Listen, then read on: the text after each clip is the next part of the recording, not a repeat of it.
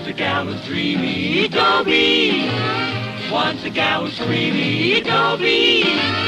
Once a gal to call his own.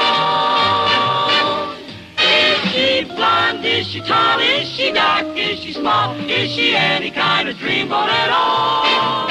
No matter, he's hers and hers alone. Dobie.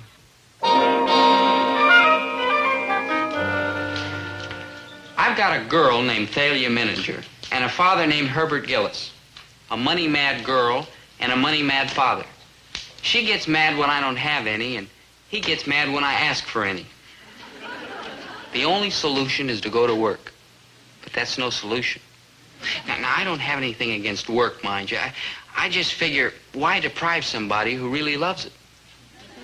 But somehow or another, I've got to get some money because next week is the junior prom, which is only the most important event of our high school career is all. But how can I get Thalia to go with me? Maybe if I kind of took her by surprise, swept her off her feet. You know. Thalia, I just had a great idea. Guess what? No. You won't guess? No, I won't go to the junior prom with you. Very well, Thalia. The answer is no, just say so. I just did. I mean, all you have to do is say no, and I'll drop the subject. Just a plain, simple, honest, straightforward no. That's the way you feel, and I won't say another word about it. No! I beg, Thalia, just come right out with it. You can be frank with me. I love you. Look, don't bring me posies when it's shoesies that I need. Thalia. Huh? What's that mean? Love doesn't butter any parsnips. Oh. What's that mean? It means that it's very nice that you love me, and I'm very appreciative, but do you have the money to take me to the junior prom? Well, yeah, sure, of course, practically. I know you, Dobie. I want facts, no shilly-shallying. Thalia, my heart, my love, I'm sure I can get the money. Oh, sure, you were sure last year when we went to the sophomore prom, and we didn't even get there. We did, too, get there. Not inside. Now, look, I am not dancing on the sidewalks this year. I'm going inside, which means tickets, which means money. And where is it all coming from? Would you like me to go outside and earn it? Of course I wouldn't like it. I'd hate it. What'd you have in mind? You would like it. You'd like it fine. I wouldn't. Yes. It's just that, well, maybe I'm strong enough to rise above my natural feelings. Oh, you are absolutely, definitely psychotic. Yeah, and you're psychotic about money. Oh, I am not. I keep telling you that I don't care about money. It's my family. My father is 60 years old and has a kidney condition. My mother isn't getting any No, she isn't. My sister's married just a loafer who married lives at home and eats his own And weight my every brother's day. turning Shows into- every sign of becoming a public Public shark. shark, I know.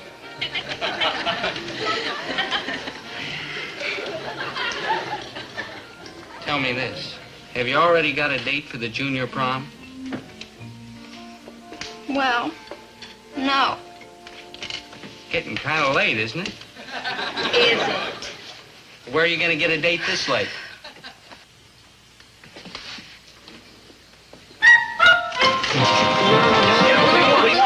Would you care to take me to the junior prom? Whoa, yeah, okay. What do you mean? I was here first. You met me, huh, Thalia, huh? I'll break my date to take you. That's more than these guys are offering. I'll hitchhike to Macon Falls and borrow my uncle's convertible. I'll saw the top off my dad's sedan. Have me, Thalia, me, huh? Well, I'll let you know. Bye.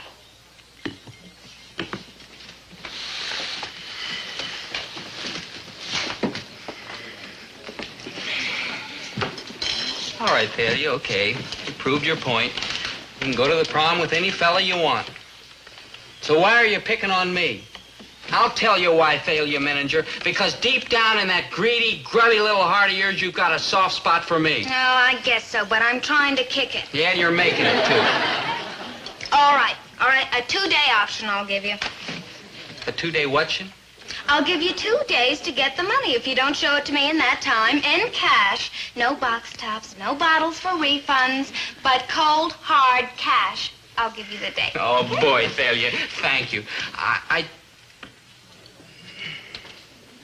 How much cold, hard cash? Well, it's $3 for the tickets. Yeah. $3 for extras. $3 for extras? Well, I have to have a corsage. Oh, of course, my lamb. Delivered. Delivered? Oh, I'd rather place it in your lovely hands myself, my love. Oh, no, delivered. Now, why is that so important? Because I know you, and otherwise you'll go to the florist at closing time and cry him out of some withered old leftover. I wouldn't. 2 years ago, you tore the tops off some carrots, and you tried to give them to me. Delivered. 2 days. $6. Cold, hard cash. I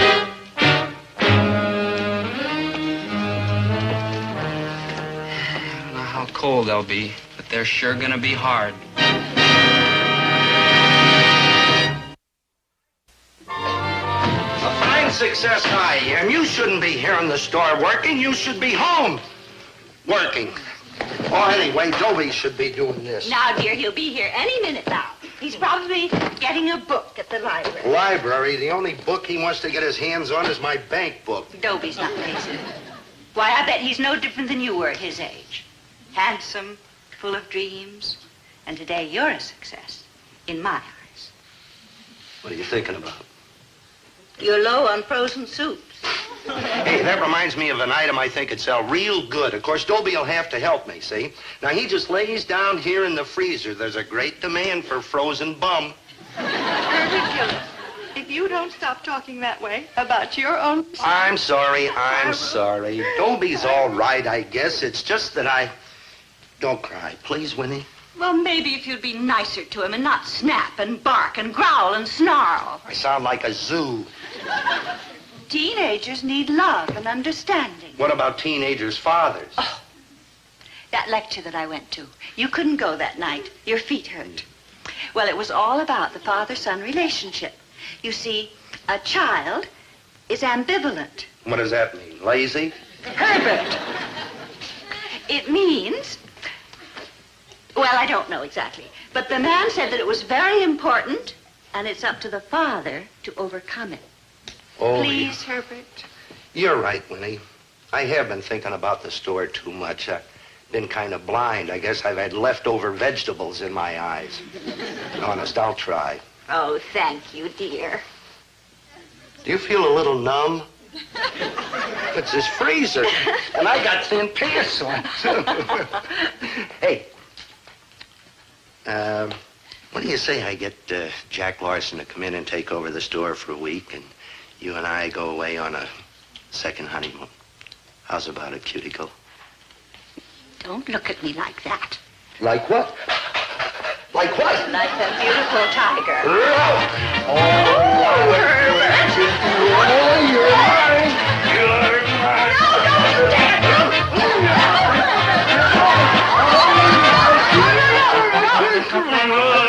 I got him, lady. I got him. Call the manager. Let go of me. I'm the manager. She.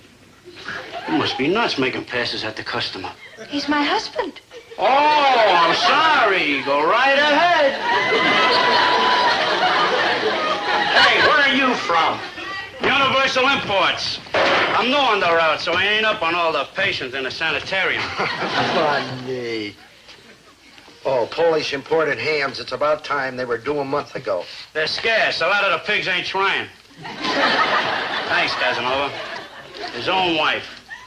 What'll they think of next? Hello, dear. Sorry I'm late, Mom. Is Dad sore? Oh, of course not. He realizes it must have been important business. What's her name? Thalia. Oh, she's the end, Mom. Fine. Your father's in the back. Mom, how can I get $6 fast? Fast? The junior prom. If I could take Thalia, I'd be set with her for life. $6? Maybe your father... Oh, no, he'd kill me if I asked him. I just asked Thalia. For $6? Oh, no, to go with me to the prom. She said it'd be unfair for her to say yes until I could show her I had the money. Why does she have to see the money? Well, because if she says yes to me and I wash out, she's stranded. Oh. She sounds very practical. Oh, she is. She is. She even made suggestions how I could earn some money. Babysit for her aunt, wash her uncle's car, and she's giving me a week's option before she definitely decides to go with someone else. Boy, she's full of faith. I never owned $6. Maybe your father will help you. Surely you jest. Wait here. Here? Dobie's here. I'll go like the cash register. Remember your promise. Love, understanding, companionship. Please? Okay, Winnie, I'll do my best.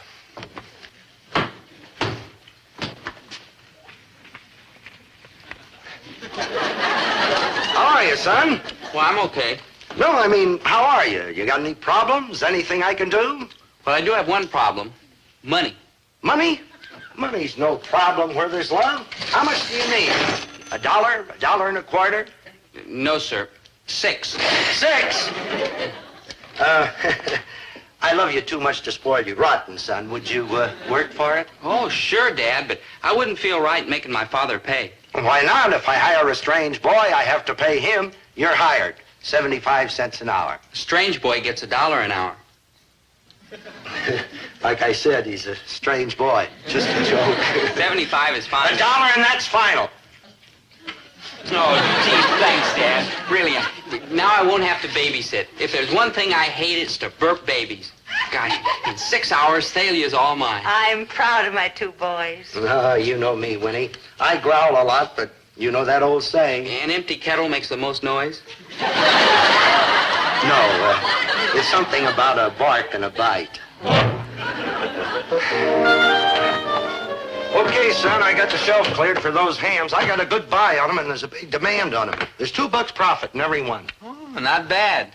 Got the stamper set? Yeah, they sold for $3.99. $3.99. Here, stamp every one of them and then put them on the shelf. Right, Chief. Answer that, Dobie. Oh, right, Chief.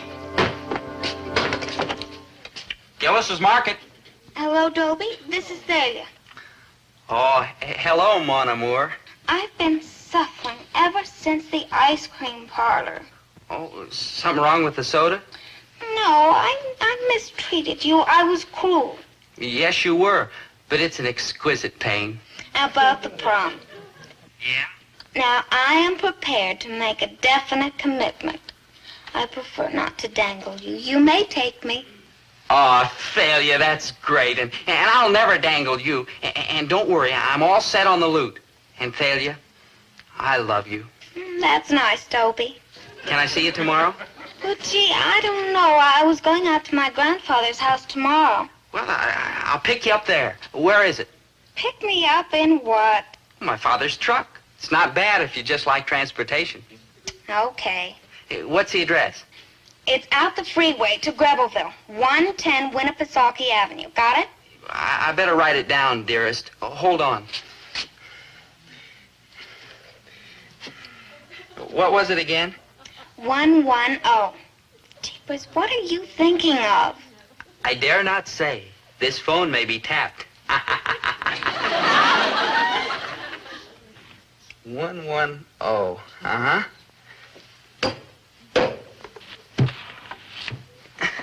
110, right? Check. Now pick me up tomorrow, say 4:30-ish. Until then, Thalia. Goodbye. Yeah, arrivederci, meine Bublitsky.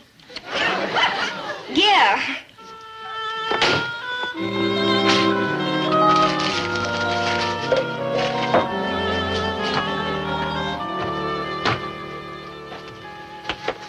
What did we ever do to deserve such a son? We got married.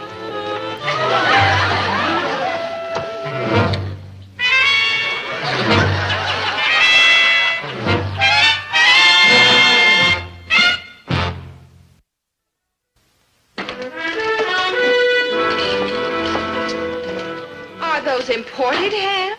Yes, Thalia. Why, they're cheap.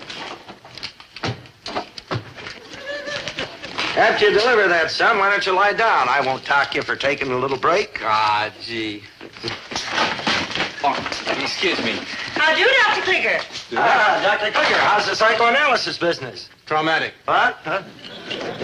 Oh, How are you, Mrs. Morris? Oh, fine, Mr. Gillis. Busy as a bee. Yeah, raising a big family, 35. And being married to a district attorney, so 35. much entertainment. He's a very good one, too. The newspapers are 27. calling him hard as nails, Morris. That's what we need. 110. 110. 110. Oh. Oh. He's starting a campaign to protect the housewife Mrs. Morris, against dishonest merchants. why don't you just take one of these? Try it. Oh, I know the brand, Mr. Gillis. It's delicious. But 110, why, it's usually over $3. $3.99. How do you do it? Volume. Well, you deliver all this, if you will, please, and put it on my bill. Come again. Oh, by the way, Mr. Gillis, that nice-looking young boy back there called me Thalia. Is that your son? He used to be. Where is he? Where is he? Dr. Clear's back there. I gotta kill that boy. Now, Herbert. $3.99, I said. $3.99, and I had to sell him for $1.10. He's just stamped me into bankruptcy. Wait till I get my hands on him. Don't you dare touch him. He's my son, too. I'll only kill my half. All right. So he made a little mistake. All these years you've been picking on him. Now suddenly today you're nice. He's confused. And that DA, he ought to be arrested. Yelling at Dobie isn't going to help. Remember, he's ambivalent. He's an ambivalent bum. Herbert, this is serious. The happiness, the future of your son is at stake. Don't you think you ought to get some professional advice? Like what? Like Dr. Kliger. After all, he's a psychiatrist, and he understands the problems of children. Do you mean you think that... No.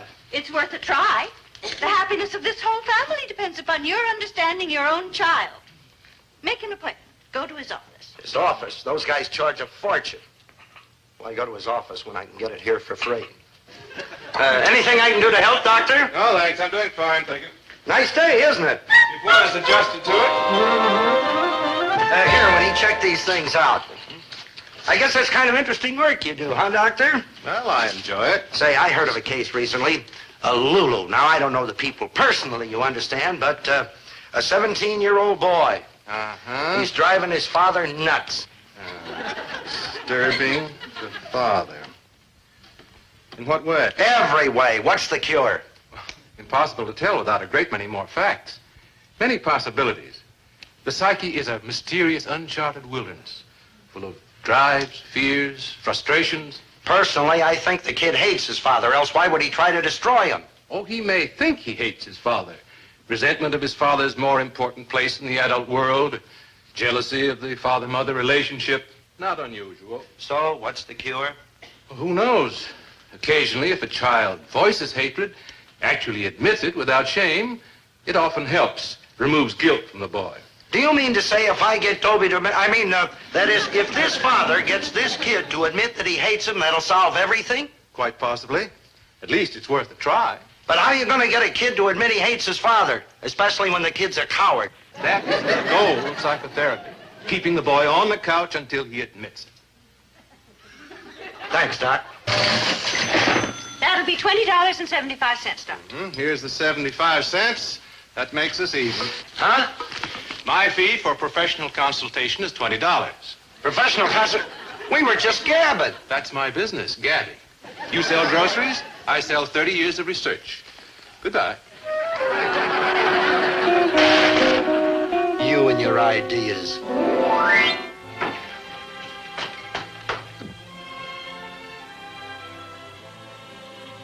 Evening, Hitch. Pretty quiet out there. Yeah. Too quiet.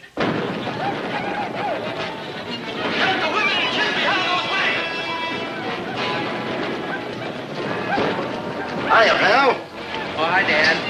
Son, there's something I'd like to take up with you. Sure. Well, you see, it's like this. I, lay down on the couch. Huh? Lay down there. Well, I'm not tired, Dad. Well, I am, so humor me, huh? Now get over and lay down on the couch like I told you. I'm supposed to sit here. Son, do you trust me? Oh, sure, Dad. Am I your friend?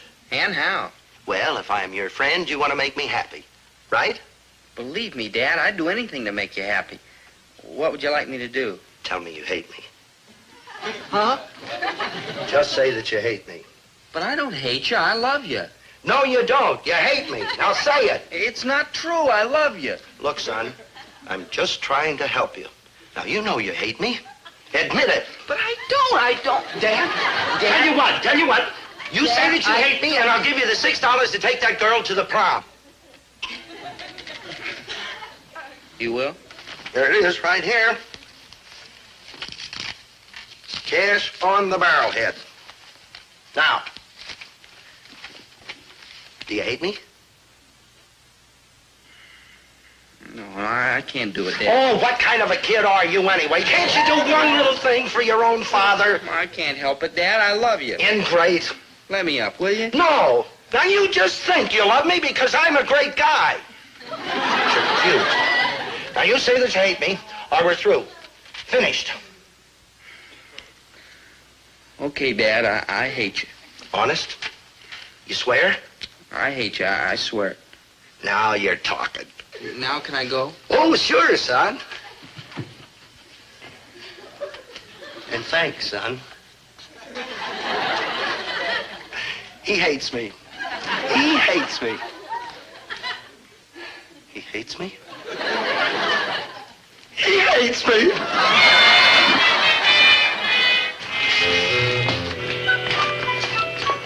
Oh, hi, Dad. Good old Dad. Dad? Never mind the good old dad stuff. Let's keep it honest. You hate me. What's the use of kidding? Dad, I keep telling you. Forget it. It's clean, it's honest, it's open. You hate me, that's all. Here's a little something for you, Dad. What, a bomb? Open it.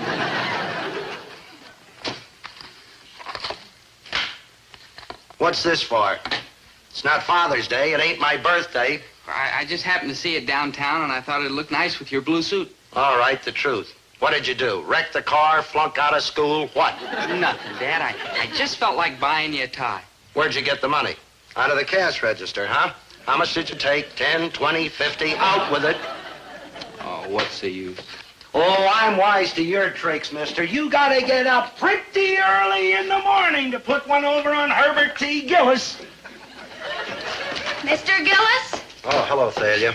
why don't you look at the big picture? What big picture? I just can't understand why you didn't give Dobie $6 to take me to the junior prom. But I did give him $6. No, you didn't, or else why would he break his date with me? Well, he loves me more than life itself, as indeed he should. Look at the big picture. The big picture. What's the future of a boy like Dobie? On his own, I mean. Black. Exactly. But if he had a girl like me with expensive taste, why then he'd have to make a success, wouldn't he? Well... You show me a financial tycoon, and I'll show you right behind him a girl like Thalia Menninger. But- Girls like me, we are the movers and the shakers.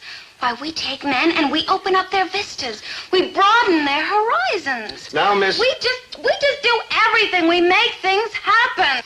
Dobie is the clay, and I am the sculptor. I'm not sure I understand you. In fact, I know I don't. I know you don't, too. $6 measly standing between your son and this face and these hands. Oh! Oh, penny wise and pound foolish. Oh, misguided man. But I tell you, I did give him this $6. I'm gonna kill that kid. I'll strangle him with his own necktie. Ooh, ooh, ooh.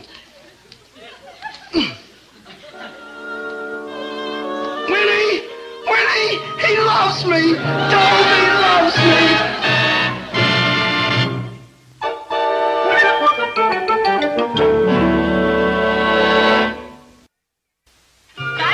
Dad, I'm off to the prom. Hi, Thalia. Oh, you look so beautiful. Oh, thank you. You look very nice, too. I love that tie. It's my father's. He let me wear it. It's very nice. Here's your corsage. Oh, I've already got one. From who? Your father sent it to me. Oh. You know, he's not such a bad guy. For a father, I mean. Come, madame. Your carriage awaits.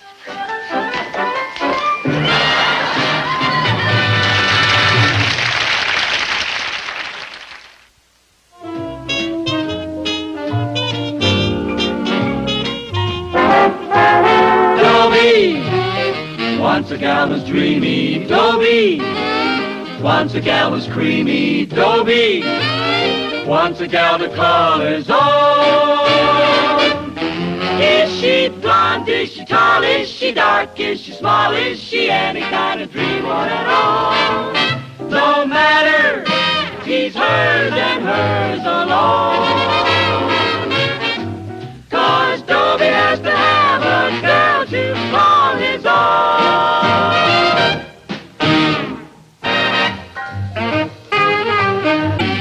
Once a gal was dreamy, Dobie. Once a gal was creamy, Dobie. Once a gal to call his own. Is she blonde? Is she tall? Is she dark? Is she small? Is she any kind of dreamboat at all? No matter, she's hers and hers alone. Dobie.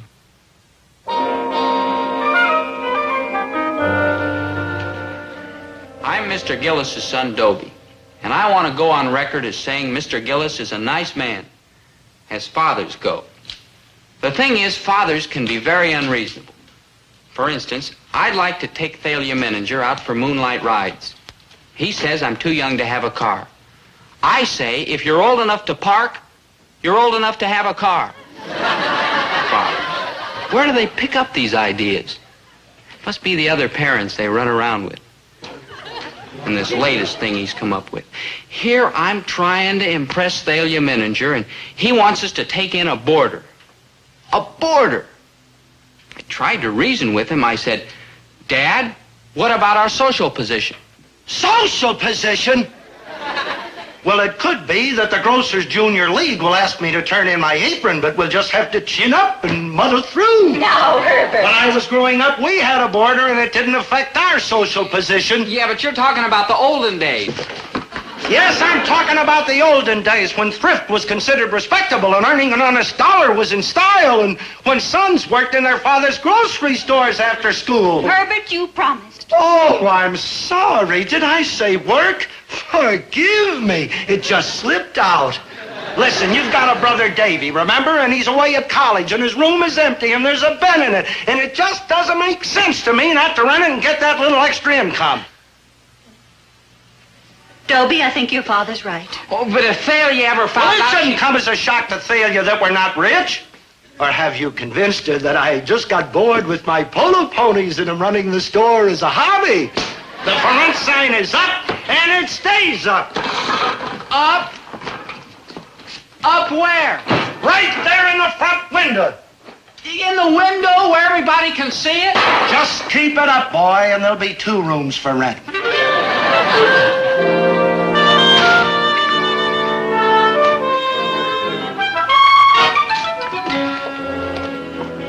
Hi, Dobie. Hi, Thalia.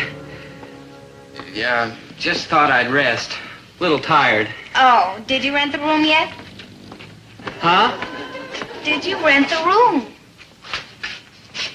How'd you know? I saw the sign, silly. I walked past it a little while ago. Oh, well, let me explain. I think You it's see, a wonderful when idea. You do? I really do. It doesn't make any sense to let Davy's room go to waste when you could get a little extra money every month. Yeah, that's why I talked my father into it. Believe me, it wasn't easy. Well, I'm glad to see that you're finally getting aggressive. Money is very important. Yes, I know. And this idea might mean a bigger allowance. Yeah, that's the way I figured it. Then will you be my steady girl? I'll consider it. Yeah, well, keep in mind that this is only one of my ideas. You know, I've got a lot of schemes to get money. We might even be able to get married. Oh, you'd have to be able to afford a car. Oh, naturally. I couldn't think of marrying a man without a car. But where would you hang the just married sign? Boy, are you kooky. Well, I better go now.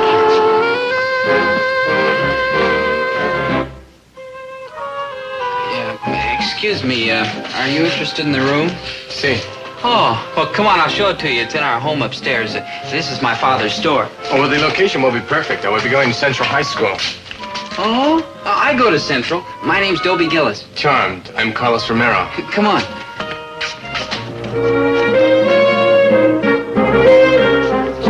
Take your grubby little hands off the sign. We're renting that room. We already did. Dad, meet our new boarder, Carlos Romero. Carlos, this is my father. I'm much honored, senor. I was looking at the sign and your son took me up and showed me the room. I find it mucho satisfactory. Oh, well, fine. We're asking $10 a week. $10? That's most reasonable. Say, by the way, are you going to be, if you and your mother will pardon the expression, working around here? No, senor. I'll be going to Central High School.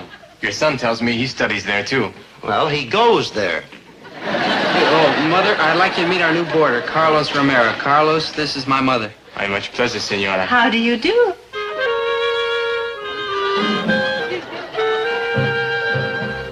It is difficult to believe that one so young could have a son Dobie's age. My, how sweet. I'd like to pay my rent in advance. Oh, he couldn't think of taking any money.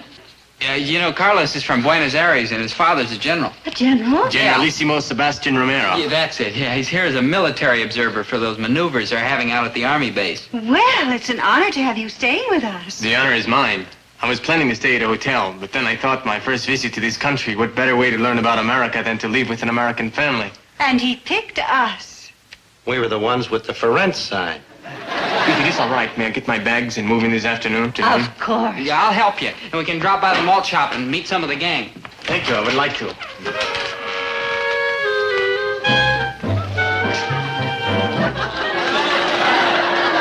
Hasta la vista, and I'm sure my stay will be pleasant. See you later.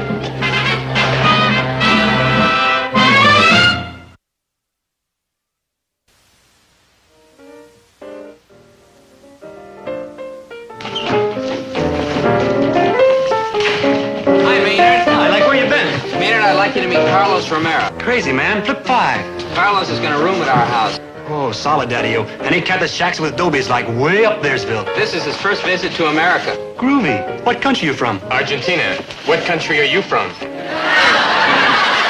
We're not even sure what planet. You want a soda? All right. Hey, he's new. Where's he been hiding?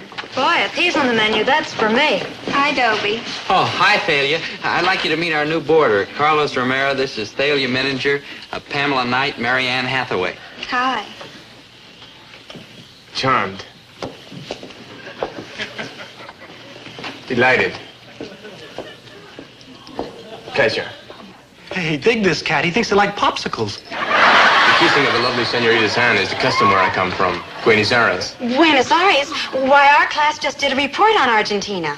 Yes, it was discovered by Juan Diaz de Solis. It has a democratic form of government, and voting is compulsory. Its chief exports are meat and cattle. The monetary unit of Argentina is the peso. 5.56 pesos is equivalent to $1.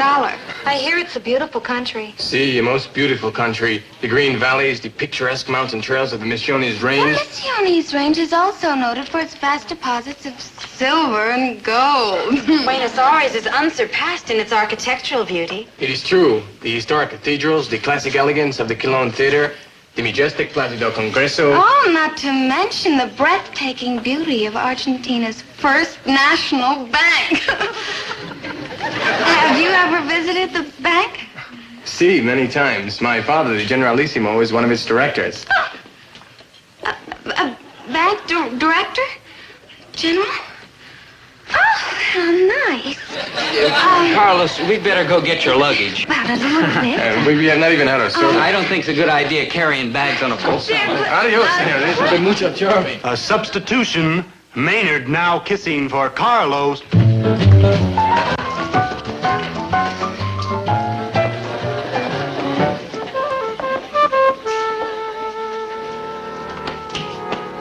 I'm all finished. I mopped the floor, polished the lamps, changed the slip covers, and washed the woodwork. Good. You can call the society editor town, tell him to come over and take the pictures. Oh, now, Herbert, remember, he's a general's son, and you can imagine what he's been used to. Well, this is just a suggestion, but we could take out the bathtub and put in a waterfall. That must be Carlos now. Here, I'll put these away, and will you answer the door? Yeah, I'll tell him it's the maid's day off.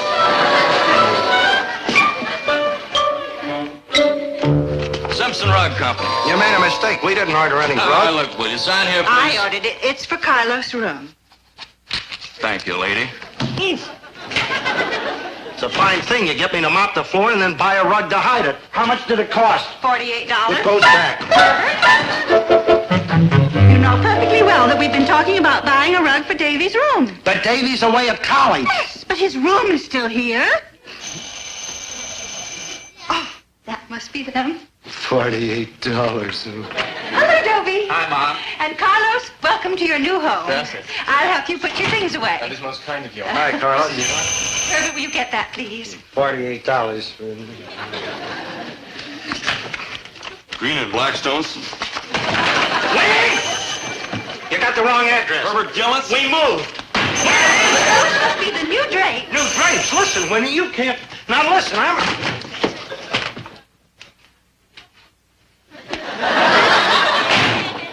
Don't you love the color? It's a very pretty green. Winifred, how much did you pay for him?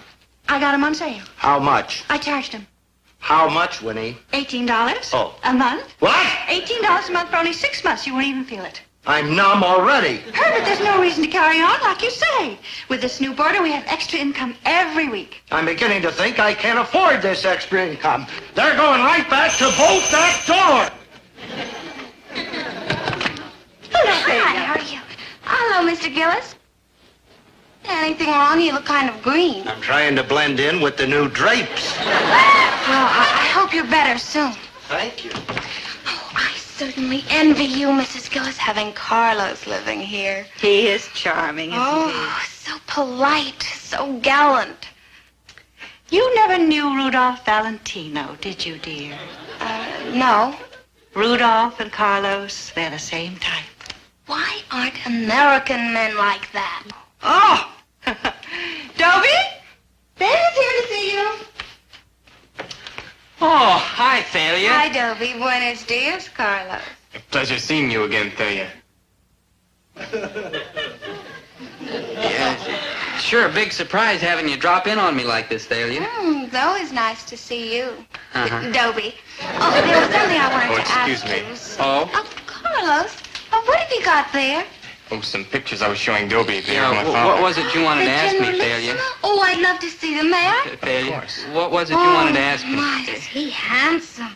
You look just like him.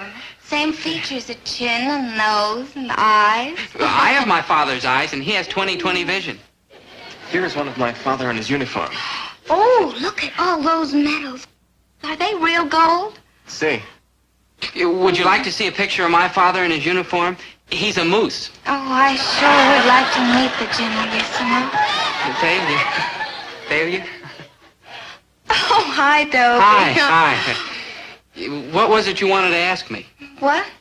Ask me, you came here. Oh, yes, about tonight. Yeah. Would you like it if we went out? Oh, I sure We would. could make it a foursome and show Carlos Yeah, around say that's a town good little bit. idea. Say, I wonder who we ought to get. Pamela, Marianne? Well, you can bring anyone you like. I'm sure it'll be all right with us.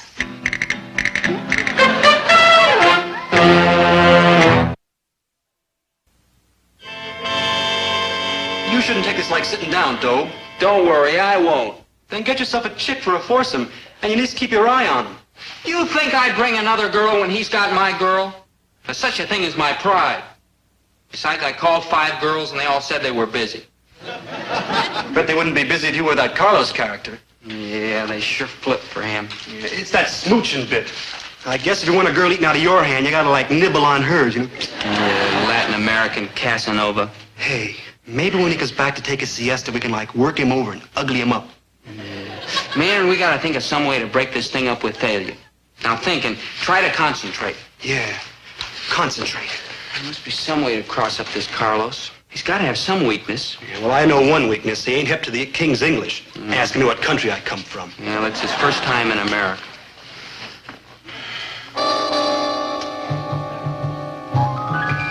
Wait a minute. English.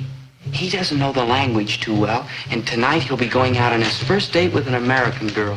Maynard, I think it's only fitting and proper that we help him. Help him? Yeah. Let me write these words down so I don't forget them. Good idea, Carlos. It's so nice of you to help me this way. Well, after all, it's your first time out with an American girl, and you don't know a lot of the expressions we use. Yeah, like these little pet names we've been giving you. Yeah, things a girl likes to hear from a fella. Yeah. Oh, we almost forgot a real tender one. Creep. Creep? Creep, yeah. That's one that really gets him right here. K-R-E-E-P. Creep. Yo, and here's a good one, Carlos. Tubby. Tubby. Hey, Dobie, remember how that girl went for you when you're in the canoe out in the moonlight and you called her Jughead? Uh-huh. Yeah. Jughead, yeah. You know, wine comes in a jug. Yeah, like rare wine. And when you say that to a girl, it means... It means, to you, she's intoxicating. Jughead. And if you say, you're strictly for the birds. Oh, that's like a real compliment. Uh-huh, yeah.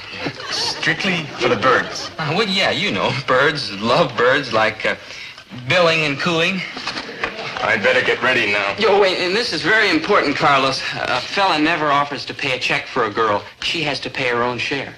Oh, that is very strange. Well, yeah, if you pay for a girl, what are people going to think?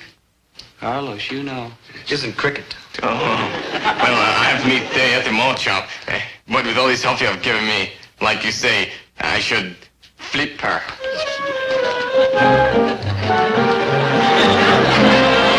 And there's a wonderful movie at the Bijou, The Monster That Devoured Cleveland. We could see that, and then we could, you've never seen our park. I could take you to that, and then we could come back here for a soda, and there are just lots of things to... Carlos, why are you staring at me like that? Tell me, has anybody ever called you Jughead? Jughead? Forgive me, Tubby. It just slipped out. Tubby! We Latin Americans, it is our way. When we feel something, we come right out and say it. That'll be 20 cents, please. Here's my 10 cents. Here's my 10 cents. See ya? Well, if you're ready, creep, shall we leave? Jughead. Tubby. I should not call you like that. Oh, with that cute accent of yours, you could call me anything. Just as long as you keep calling. But about that check, Carlos, that wasn't very nice. Not very nice? No, I'm showing you around. You're my guest. You should have let me pay the whole thing. You're a real slob. Let us go. I have a feeling this will be a very crummy evening. How about that? She liked it. What are we gonna do now? I don't know. How can you fight a guy with an accent like that? He comes here from South America and takes over. He could have any girl he wants. If I were in his country, things would be different. I'd be the one with the accent. If my father was a general and was rich, things would be the other way around.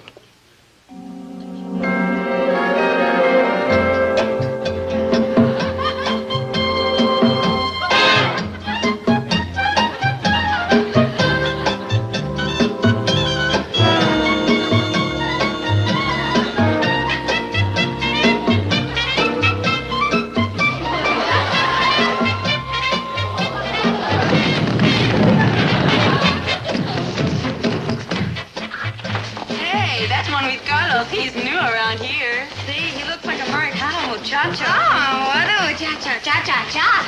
Buenas noches, senoritas. Buenas noches, Carlos. I would like you to meet my new boarder, Dobie Gillis. Dobie, this is Marianita, Pamelita, and Feliaita.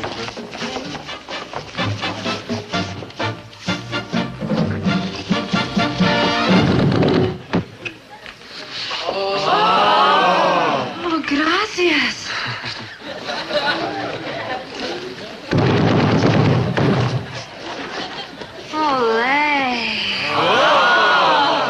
It's the custom where I come from. I'm from the United States. Oh.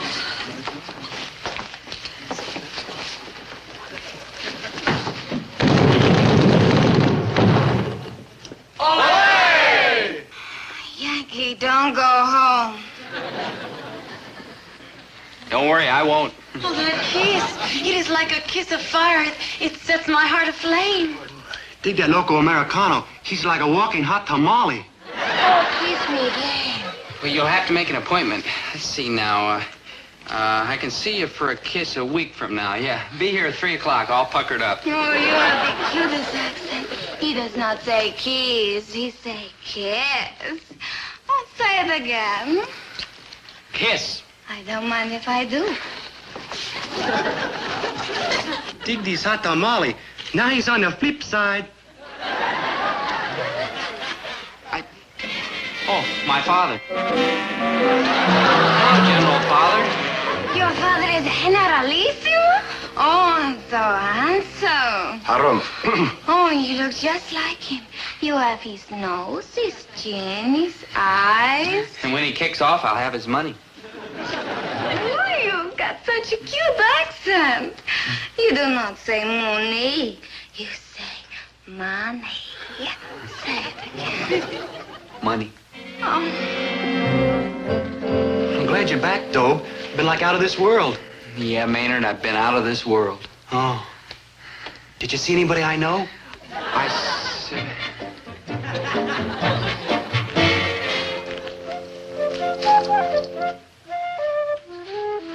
Son, is this where you come to think things out when something bugs you? Yeah, Dad. Mind if I join you? No, go right ahead. $48 for a new rug, $108 for drapes. Now she wants to wallpaper his room. Says that new wallpaper will make the room look larger. Personally, it'd look a lot larger to me without him in it. As if this spending spree wasn't enough, now she's on an etiquette kick. Carlos gets up when she comes into a room. I gotta get up when she comes into a room. Carlos wears a coat and tie to dinner. I gotta wear a coat and tie to dinner. Everything's getting so fancy. Next thing, she'll want me to starch my apron. No doubt about it, son, our good neighbor from the south has got to go. South. Well, there's nothing we can do, Dad, especially with the way Mom feels about him. You're right. And this afternoon, he's bringing his father over. Once the Generalissimo starts kissing your mother's hand, you'll never get rid of Carlos, and I'll never get rid of the Generalissimo.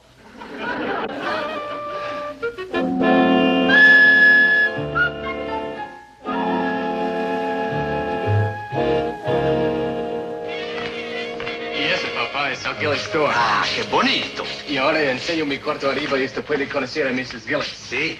Le digo a usted cómo puede hacer una grande impresión sobre Mrs. Gillis. Las mujeres les gustan lo que llaman compliments. Si le dice una señora, Tubby. Tubby. Una buena palabra. Tubby. Y aquí tenemos otra palabra, esa es una buena. Strictly for the birds. Strictly for the birds. Una palabra musical. Strictly for the birds. That must be Carlos with his father. Oh, I hope he approves of our home.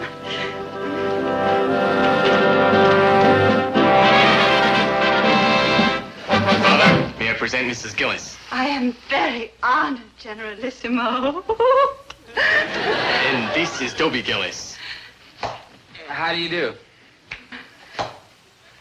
My father has an appointment and can only stay a minute, but I wanted him to meet you and to see where I'm living. Oh, how nice. So this is my son's lodgings. Strictly for the birds. Well, if you don't mind, creep, I'll go and see my son's room.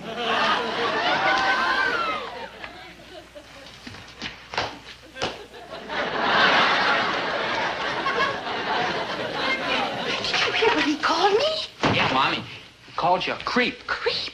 And did you hear what he said about our house? Yeah, he thinks it's strictly for the birds. Well, I've seen my son's room.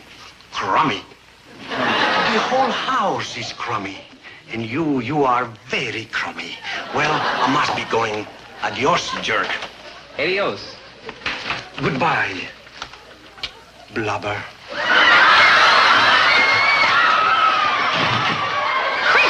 blubber. Jerk. Jerk. Well, if that's the way he feels about our home and about us, then I don't want his son staying here anymore. And the sooner he gets his things out, the better. You're right, Mom. I'll go tell Carlos, and I have a few things to say to his father, too. Now, Dobie, don't lose your temper and hit him. Hit him, I could kiss him.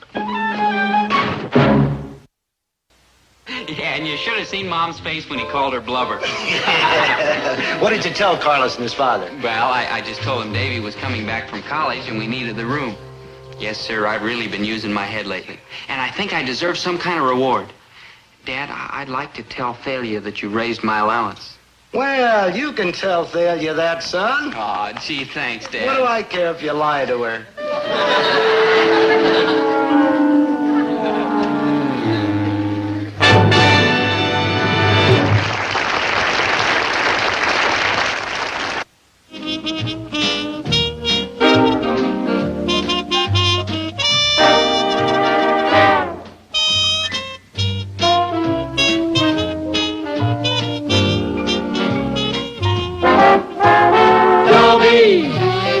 Once a gal was dreamy, Dobie. Once a gal was creamy, Dobie. Once a gal to call his own.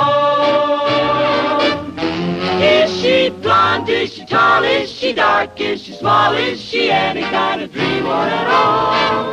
No matter, he's hers and hers alone.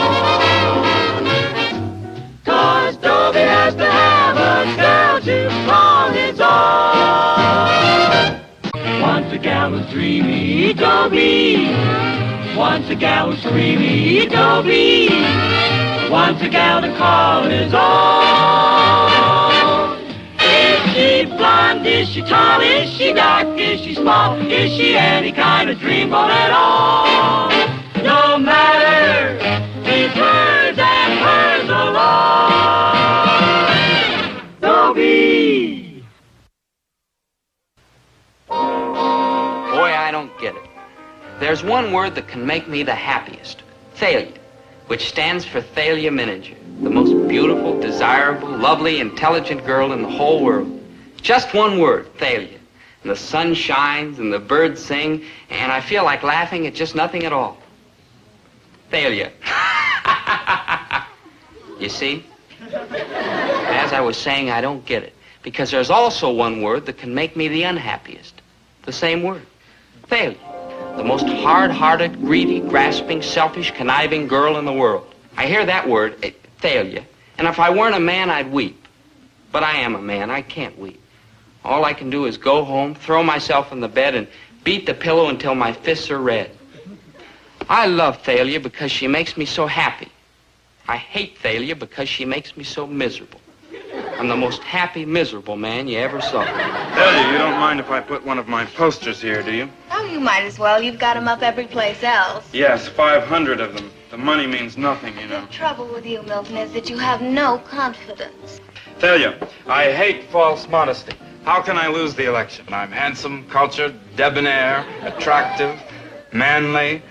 There's nobody running against me. Nobody? Of course not. Who would be so foolish? Well, why are you campaigning so hard, then? Why all these pictures? Because, Thalia, I'm in politics seriously. I owe it to my class. The junior class? The ruling class. Let's not mince words. There's no use trying to conceal it, am a member of the aristocracy. This, my dear, is not all beer and skittles. We aristocrats have our responsibilities, too. We must forget our pleasures and enter into politics. Otherwise, the country will be run by slimy opportunists who only enter politics to enrich themselves. So there's money in politics, huh? And I'm going to go a long way, Thalia. This junior class presidency is a mere beginning. Finger exercise, so to speak. I'm going onward and upward. You're going nowhere, Milton. I beg your pardon. You cannot win the election. And why, pray not? I'm handsome, cultured, debonair. You're attractive, manly. Exactly. That's my point. You're perfect. Oh, I wouldn't say that. However, you may be right. Yes, you're perfect. Too perfect. And people don't vote for perfect people. Oh? And what kind of people do people vote for? Well, they vote for people who act like people. I mean, the man that wins this election won't be perfect. He'll be kind of average and simple. Not too handsome, not too bright. You sent for me, Thalia? Dobie, darling Dobie. Huh? Milton, would you mind getting up so my friend Dobie can sit down? Me? I'm not sure that I understand. You mean you want me to get up Yes, so... that's it. Goodbye. To each his own. Maybe I shouldn't look a gift horse in the mouth, but why are you so happy to see Dobie, me? I have the most wonderful news for you. Oh, you'll go steady with me. Now, oh, pay close failure. attention. You, Dobie Gillis, are going to run for the president of the junior class. Against him? Oh, you gotta be kidding. I'm perfectly serious. You're going to run against Milton for the junior class presidency, and you're going to win. Oh, no, I'm not making a fool out of myself. Nobody'd vote for Now, me. stop arguing with me. I'm smarter, sharper, brighter, and deeper than you'll ever be. True. And I tell you, the way I've got it figured, you can't lose. Oh, come on. You mean you're gonna be my campaign manager? Of course. And we'd be together all the time? Of course. I'll run. Nobody will vote for me, but I'll Oh, run. everybody will vote for you, and this is just the beginning. Yeah. Think junior class presidency. Yeah. Oh, look at the big picture. I just did, and that's why I'm not gonna win. Oh, you'll win. You know why? I swear I don't. Because you're a man of the people, and that's what people vote for, people. They do? And just think, a few years from now, city council. Me? And then mayor. Me? And then governor. Me. And then senator. Oh. And then I do solemnly swear to uphold and defend the Constitution of the United States of America.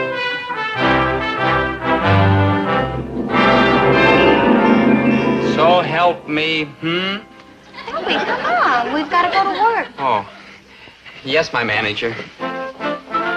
Yes, my power behind the throne.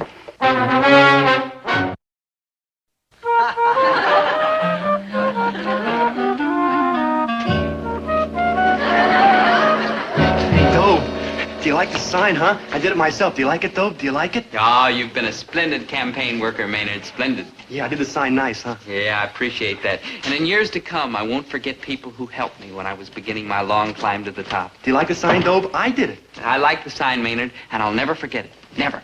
Not even when I'm in the highest office. The highest office? You in trouble with the principal? No, Maynard, I mean the White House. Like, wow. The door will always be open to you, Maynard. Perhaps you'd like an ambassadorship. Crazy, man. Me going all them big brawls with them cats wearing red ribbons across their chests. Medals, yeah. Uh-huh. Howdy do, Duke. Howdy do, Duchess. Duchess, Maynard. Howdy do, Duchess. Howdy do, Dutch.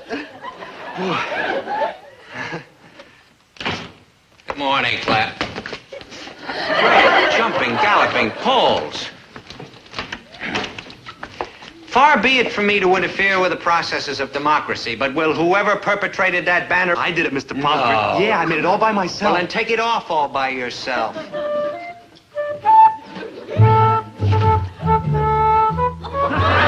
This, too, I assume, is your handiwork, Yes, sir. I'm Dobie's #1 helper. You're going to help him right into manual training school.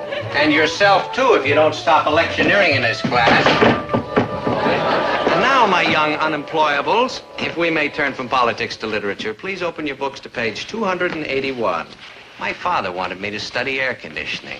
But no, I wanted to shape young minds. Well, we live in hope. Perhaps someday I'll find a young mind. But enough of that. It's culture time. Milton Armitage, are you awake? Yes, sir. Bottom of the page, To a Skylark by Shelley. Please begin. Hail to thee, blithe spirit, bird thou never wert. Vote for Dobie Gillis.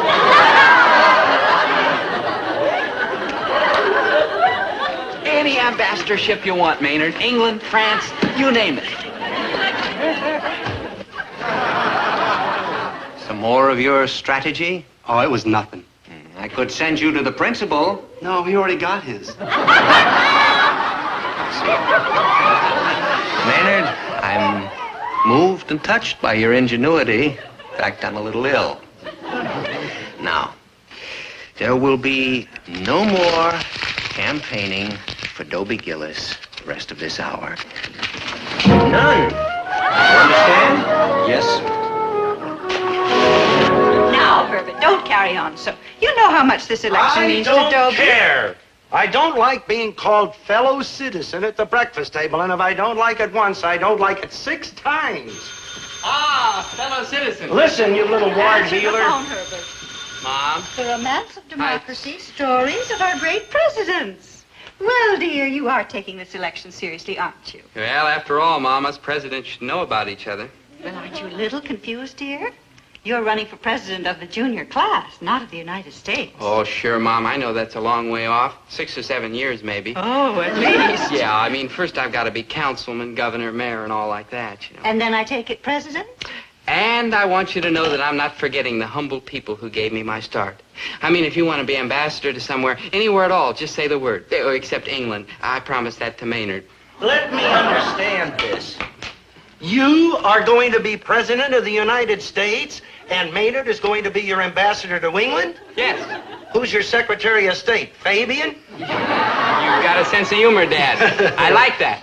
Now, if you want an ambassador... What I want is to see you put on an apron and go to work in this store. Lincoln worked in a store. Grant worked in a store. Garfield worked in a store. So why can't you work in a store? Well, I'd love to, Dad, but I've got a little campaigning to do. So long, fellow citizens. Dad, think about that ambassadorship. There's a bunch of countries in my geography book upstairs. Pick one you like. I gotta kill that boy. I just gotta. Now, have you got it all straight? Yeah, I've got it. I come into Charlie Wong's ice cream parlor and I make a simple homespun man of the people Now, speak. try and look simple and homespun and unspoiled and kind of boyish. Yeah. Oh, you haven't got a cowlick, have No, you? afraid not. Hey, maybe we could, like, cut up a piece of my hair and paste it on Dobie's. Thanks a lot, Now, Maynard, let's but get no going. thanks. Yeah. Oh, remember... I know. Simple homespun man of the people. Have you taken leave of your senses? Gillis is going to beat me. It's a fact, Milton. That man of the people jazz seems to be working. Maybe you ought to try it, Milton. Him, man of the people? No, I guess not. Attention, everybody! Attention, I am here to introduce to you a man of humble origins. A man like Andrew Jackson or Abraham Lincoln or James K. Polk. Who's James K. Polk? Now, it gives me great pleasure to present the next president of the junior class, Dobie Gillis!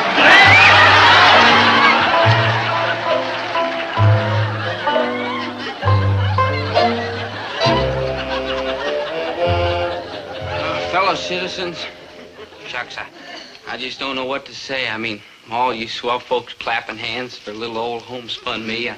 I just don't deserve it is all. I mean, being president of the junior class is a great honor. And I can understand how a guy like Milton Armitage would go after the job.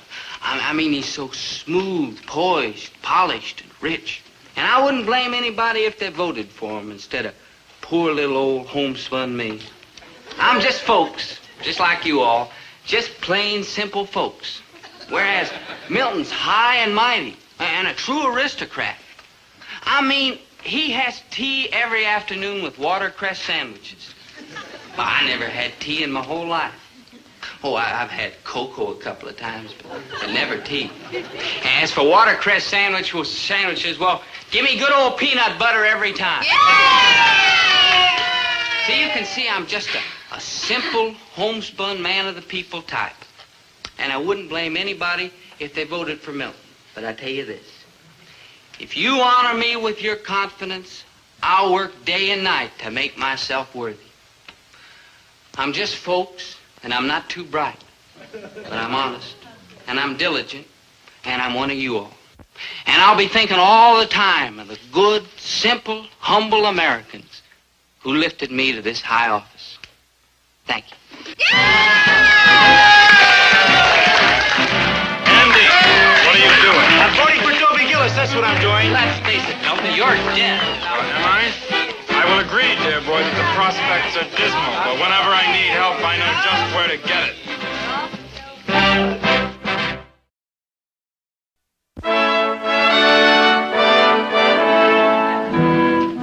Good old mother, I'm in time for tea. Do we have watercress sandwiches? Oh, but of course, dear. Oh, jolly. That's all, Bridget. You're dismissed. Mother, the crust is still on it. I know, dear. The help one gets these days. True. How I wish we still had Alfreda. Ah, what a wonderful maid. And only $3 a week. Of course, she did drink 2 bottles of gin every day. Well, what can you do with the servant class? Pour me some tea, Mother. Very strong. I've had a beastly day. You look it. Well, out with it, boy. It's the election at school, Mother. I'm losing it to a grocer's son. You must help me. How? You'll find a way, Mother. You always do. Oh, Milton, you're a nasty boy. You're just like your father. May heaven rest him. Oh, he was a nasty man. So nasty. May heaven rest him. You always helped him. Yes, I did. I was what I believe they call his hatchet man. And you'll help me. Oh, don't I always? I knew I could count on you, Mother. Oh, you are such a nasty boy. Perhaps nastier than he was. Oh, have another watercress sandwich. I believe I will. I'm famished. Nasty.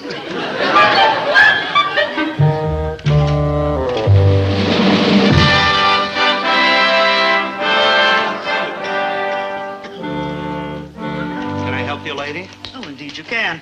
I'm Mrs. Walter Hurlbut Armitage. Not Mrs. Walter Hurlbut Armitage with the big white house on the hill, the 300 acres? All surrounded by a 16-foot brick wall with broken glass embedded in the top. Oh, this is indeed a pleasure. Allow me to introduce myself. I'm Herbert T. Gillis, proprietor. Enchanted. Me too. Say, are you in some kind of trouble? Did your car break down or something? Here, do you want to use the telephone? No, I don't want to use the phone. Oh, well, did you want to use anything at all? Just help yourself. We're simple folk, but clean. I wish to place an order. Oh, you wish to place an order with me? This list was made out by my housekeeper. I think it's fairly complete. Oh. 15 pounds of caviar? Imported. Oh, what else? 6 dozen pheasant, 120 pounds of shrimp, 36 dozen artichokes. I'm entertaining the Iraqi ambassador this week. And, of course, his wife. Yeah, those Iraqis really love their artichokes. Lobster, sirloin strip, capons, ripe olive, rose hips. The best part of the rose. Oh, ain't it the truth? Well, there are a couple of items on here I don't happen to have in stock, but I can get them for you. I can get them for you this afternoon. Oh, splendid. Incidentally, this bill's going to amount to quite a bit of money, maybe $200-300. Oh, yes, I know. There'll be a larger order later in the week. I'm having several people for croquet. Mrs. Armitage, I really appreciate getting your business, and I want to tell you right now that Herbert T. Gillis will always treat you fair and square. Oh, that's not necessary, Mr. Gillis. Grocers always cheat me. One expects it. Not me. I'll give you a fair shake. Well, Mr. Gillis, I see you and I are going to get on famously. I kid you not, lady. You give me orders like this twice a week, and you have made a friend for life. Well, I'm delighted to hear that, Mr. Gillis, because there is a small favor I'd like to ask of you. Lady, you've got it. Your son, Dobie, and my son, Milton, are both candidates for the same office at Central High School. Your son, Dobie, according to all indications, seems to be winning the election. You mean you think my son Dobie is going to beat your son Milton? Oh, lady, somebody's been giving you a bum steer. No, Mr. Gillis, it's a fact. It's a sad fact. Sad? My son Milton is such a sensitive boy.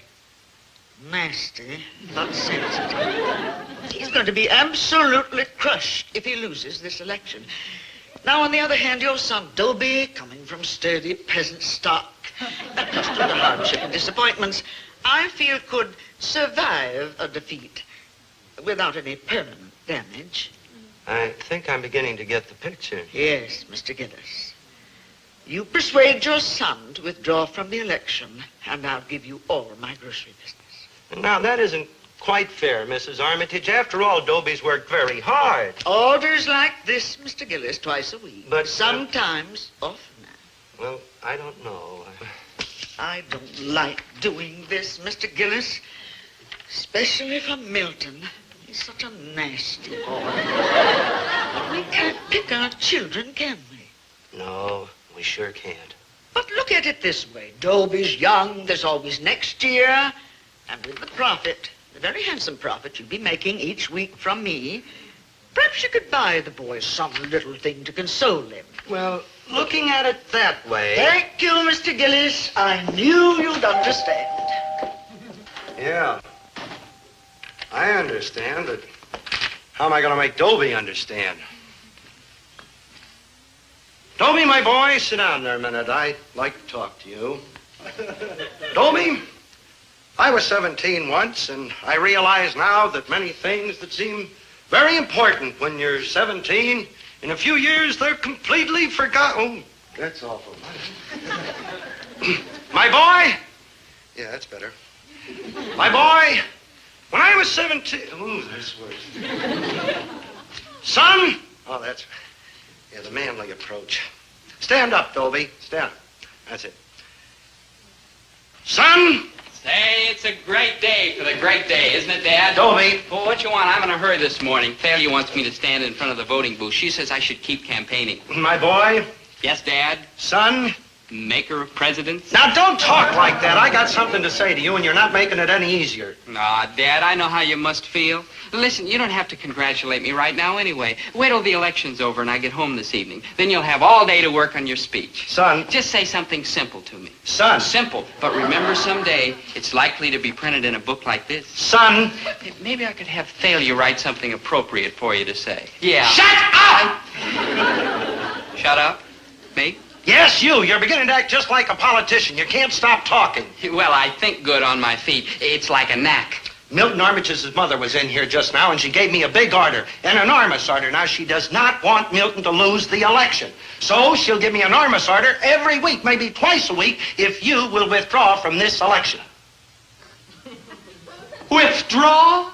Oh, I know what it means to you, but it also means bread and butter to this family. It's undemocratic. It's un-American. I won't do it. You should be reported to some committee. You're trying to undermine the American way of life. I'm just trying to live the American way of life. With Mrs. Armitage's business, I'd show a profit every month. And don't forget, she's a leader. And if I please her, I get all that high society business.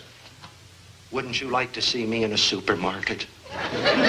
Wouldn't you like to see me in the White House? Now, cut that out! Just because you get elected president of the junior class doesn't mean that you're automatically president of the United States. Well, why not? Lincoln worked in a store, and he got to be president of the United States. Grant worked in a store. Garfield worked in a store. You only live in a store. You never worked in a store a day in your life. Now, you go straight over to that school and withdraw from this election.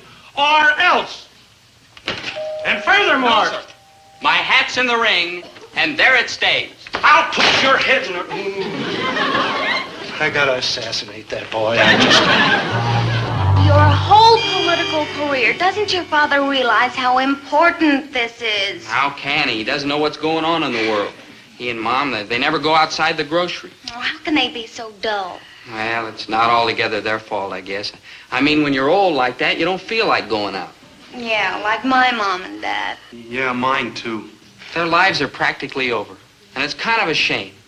I mean, my father's worked and slaved all his life, and here he is, 45 years old. That old? Yeah, he may go any minute. Yeah, that's right, man. When they get up around that age, you just never know. True. And if I can bring him a little pleasure or comfort in the short time he has left, well, gee, I'd be pretty selfish to think about myself. I mean, Dad's a pretty good guy. Oh, he's kind of stingy and hateful, but he's a pretty good guy underneath. Yeah, I like my mom and dad, too.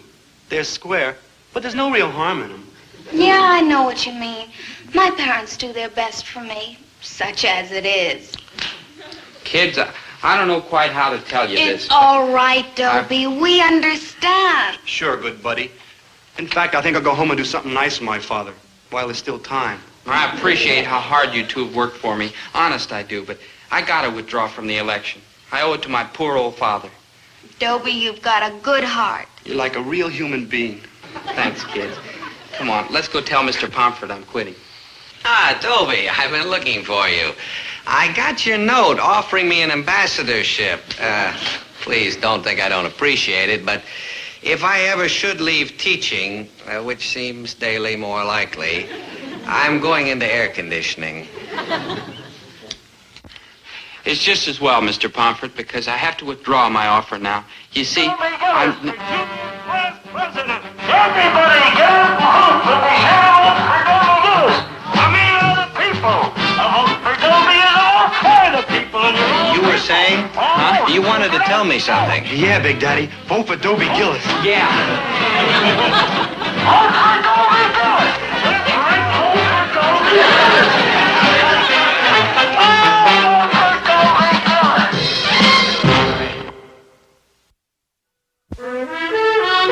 Oh, calm down, Milton. I will not calm down. I will not do anything. I will hold my breath until I die. Oh, you are such a nasty boy. You promised, Mother. You promised me you'd make Gillis withdraw from the election, but you didn't. He won the election, and now look at me. A failure at 17. This may be the very best thing that ever happened to you. Oh, the grocery list.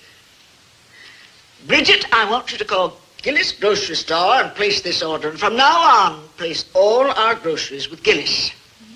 Mother, how could you? I will hear no more, you nasty boy. All right, Mother, but you must give me something very nice, or I'll have another one of my asthma attacks. Very well, I'll give you something very nice. A little red sports car. No. A little blue motorcycle. No? What? A watercress sandwich. Oh, mice and rats. Nasty.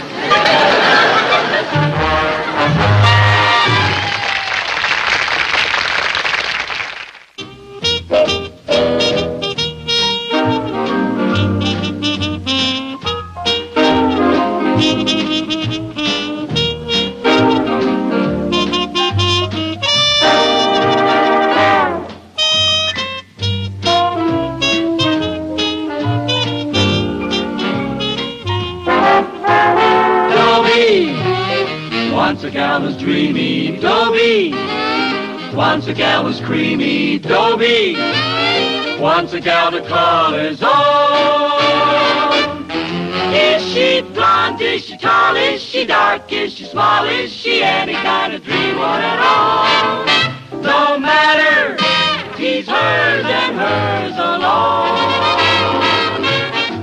'Cause Dobie has to have a girl to call his own. Once a gal was dreamy, Dobie. Once a gal was creamy, Dobie. Once a gal to call his own. Is she blonde? Is she tall? Is she dark? Is she small? Is she any kind of dreamboat at all? No matter, he's hers and hers alone. Dobie. Thalia Miniger. Thalia Miniger is the girl I'm in love with. My romance with Thalia is kind of a triangle. I love her and she loves money. It's unbelievable that such a warm, soft girl can't think of anything but cold, hard cash. Don Willoughby, captain of the baseball team. Nope. Butch Glendon, captain of the basketball team. Nope. Milton Armitage, captain of the football team. No. Then take your clammy hands off. Failure. Now, don't sit down. I'm not interested in sitting with anyone who isn't big and strong and magnificently coordinated. But I have other virtues. Like what? Well, I'm humble. You have so much to be humble about. Now listen, Now, Thalia. listen to me. Can you pole vault 14 feet? No, or but run I have a mile kind in heart. 4 minutes? And I'm good to my Or mother. pitch a no-hitter? Or run And I 90 can touch my yards for a toes without touchdown? bending my Oh, knees. let's face it, Dobie, you're just not an athlete. I don't get it. Why all this sudden interest in athletics? Why not? Well, it's kind of clean and wholesome, and you're kind of mean and grubby. No offense. Dobie, I've told you 1,000 times. I don't care about money, not for you. me. No, you're only thinking of your family. You got to marry a rich boy because your father is 60 years old and has a Kidney condition. And your mother isn't getting any younger. No. And your sister married a Loafer. loafer. And your brother is unemployable. And it's up to you to save the family from the Poorhouse. poorhouse. Yeah, I Yes, know. that's right. Well, what's this got to do with athletics? I've been reading an article here. Do you know that Ted Williams got $100,000 from the Boston Red Sox last year? Imagine that! Just for playing a couple of hours of baseball every day, Yeah. and he got a nice suntan, too. Oh, yeah, especially in those night And games. Mickey yeah. Mantle got $80,000. Well, he's younger. And do you know what the quarterback of the Chicago Bears got last year? Lumps. Go get smart, mister. There's money in athletics. Big money. Take the second Lewis Schmeling fight. Do you know that Lewis got $260,000 and knocked out Schmeling in 1 minute and 58 seconds of the first round? Yeah, I'll bet you know how much that is a second, don't you? 2,271. So you can sneer all you want, but the man that gets me is going to be a big brawny athlete. Yeah. Well, in the meantime, you got to admit that I'm kind of appealing in a puny sort of a way. So how about going with me to the drive-in tonight? The picture's a gasser. The monster who devoured Cleveland. The monster who... Oh, Dobie, you're positively sick-making. Well, we don't have to watch the movie, if you know what I mean. Yeah, I know what you mean, but you don't seem to know what I mean. You and I are through. That's all. What I want is a big, brawny athlete. I know, yeah. Hello, child. Milton! Hello, Oh, child. you're so big and strong and athletic. I guess you could say that. Rich, too. Well, old money. That's the best kind. Tell me, my dear, what are you doing tonight? Not a thing. What did you have in mind? The drive-in movie. They're playing rather an amusing little pastiche there tonight called The Monster Who Devoured Cleveland. Oh, I'm dying to see it. Now listen, Shall we Milton. say 7-ish? Any issue like. Milton? Which car shall I bring? The long, low convertible or the long, high convertible? Oh, well, you decide, Milton. Very well, I'll have Fidelio polish them both. Now, just a darn minute, Milton. Sonny, did you lose your mother? You're so funny and strong and old money. I'd like to point out that Thalia and I were having a private conversation. How nice for you. And now Thalia and I are having a private conversation, so why don't you toddle off? Thalia, I appeal to you. No, Dobie, you don't appeal to me. You're a nice, sweet, weak little man, but toddle off. Pastiche.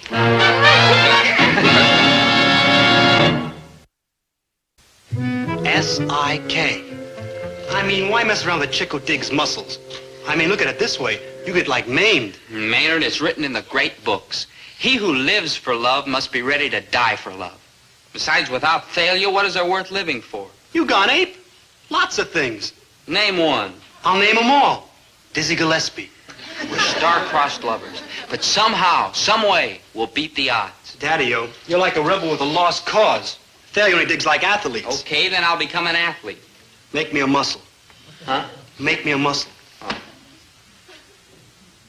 Dobie, find yourself a chick who digs like your beautiful mind. Maynard, you're the hippest, but when it comes to love, let's face it, you're square. Smile when you say that, mister. You don't get the point. A man in love can move mountains. Yeah, but he can't become an athlete. I'll become an athlete. What kind of athlete? I don't know. Basketball? Too short. Baseball? Too slow. Shot put? Too weak. Football? Too yellow. That leaves the girls' swimming team, and you'll never pass the physical. I'm sure I have athletic abilities. They just have to be tapped. Dobie, love has tapped you so hard you're punchy. Maybe polo's my game. Or lacrosse. Or squash. Punchy? Did you say punchy? Yeah, I sure did. Maynard, you just said the magic game. Boxing. I'll become a ruthless fighting machine. So long, Dobie. You just crossed over. Maynard, do we have a boxing team? No. Then who's to know I'm not a ruthless fighting machine? Well, for one, Thalia won't know. She'll know when I flatten the greatest athlete in the history of Central High. All city, all state, all interscholastic. Man, you could only mean... Moose McCullough, the legend. Oh, I know he'll cooperate. Oh, I dig. A fix. Yeah. Yeah, what makes you think Moose McCullough's gonna let himself get flattened by you? Because Moose springs from that special breed of men. He'll do anything for love. The pursuit of La Femme is the noblest art known to man, Dobie. You can count on me. I knew you'd feel that way, Moose. We're cut from the same cloth. Oh, little Moose must be hungry. Hand me that bottle, will you? Oh, sure, Moose.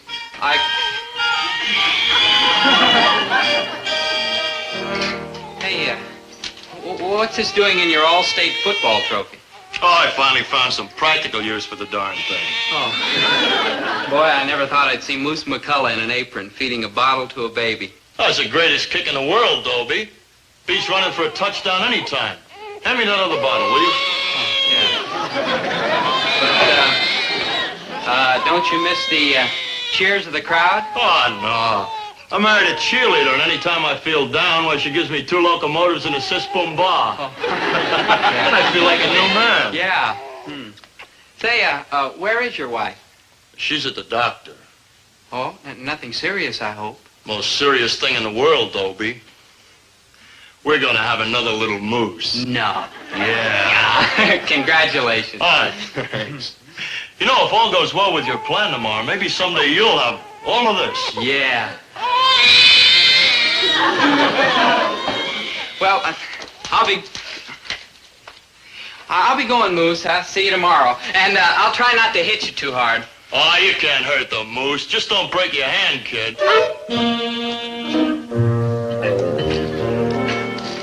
Oh, Dobie, how sweet. I'm just mad about banana split. If only I could be a banana split. Now, Dobie, let's not make things difficult. I may as well tell you, Thalia. When I leave this table, it's all over. Kaput. I'll never bother you again. Dobie. Please, no pity. I know now there can never be anything between us. I'm too insignificant, too ordinary, too commonplace. There's only one thing I can say. Yeah? You're absolutely right.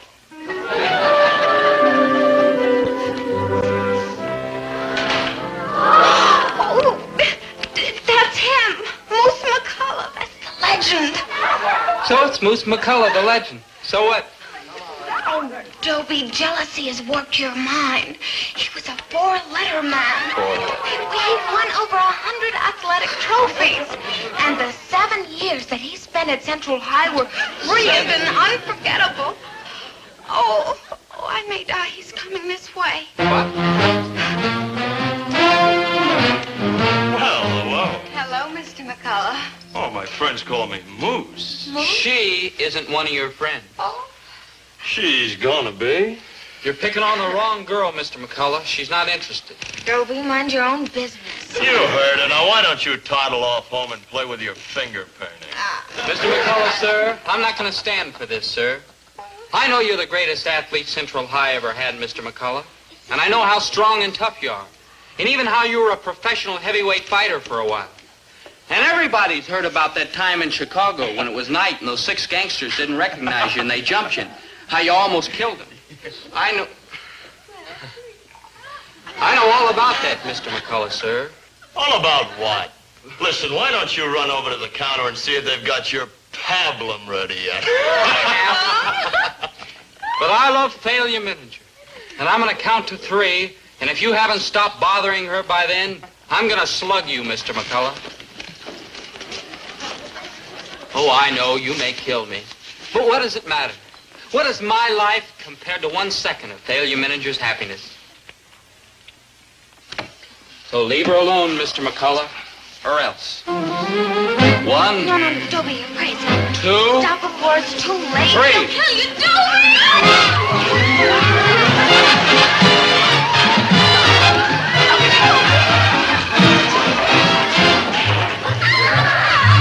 I'm sorry, Thalia, and I'll never bother you again. Oh, bother me, Dobie! Bother me! Well, if it weren't for the fact that I'm humble, I'd say knocking Moose's block off was a stroke of staggering genius. Thalia's life is dismal emptiness unless I'm with her. And for the first time, I know the feeling of power. I'm top fist. Men fear me because I'm menacing and destructive. It's a lie, but I like it. Oh, here, I'll show you what I mean. Hey, you. Yeah?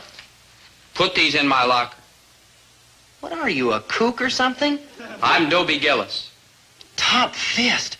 Gee, I'm sorry. I didn't know it was you. I hope you'll excuse my rudeness. That was nothing. You should see what happens when I go into Charlie Wong's ice cream parlor. Top fist, fierce as a lion. Top fist, quick as a snake. He'll break your jaw without trying. He'll make you suffer and ache.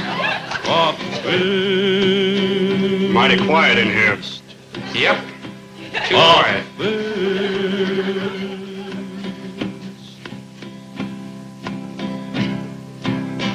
pay something for Top Fist. Clay.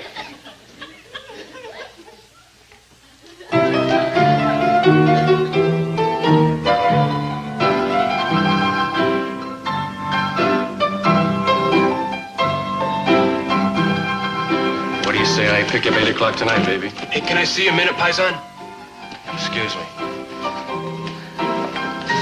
Look, stupid, can't you say I'm busy operating? Well, tomorrow they'll be operating on you. That's Dobie Gillis's girl. Look, I don't care who's...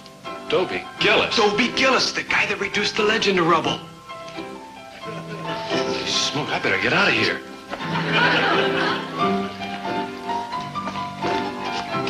Honest, Gillis, I didn't know she was your girl. Yep.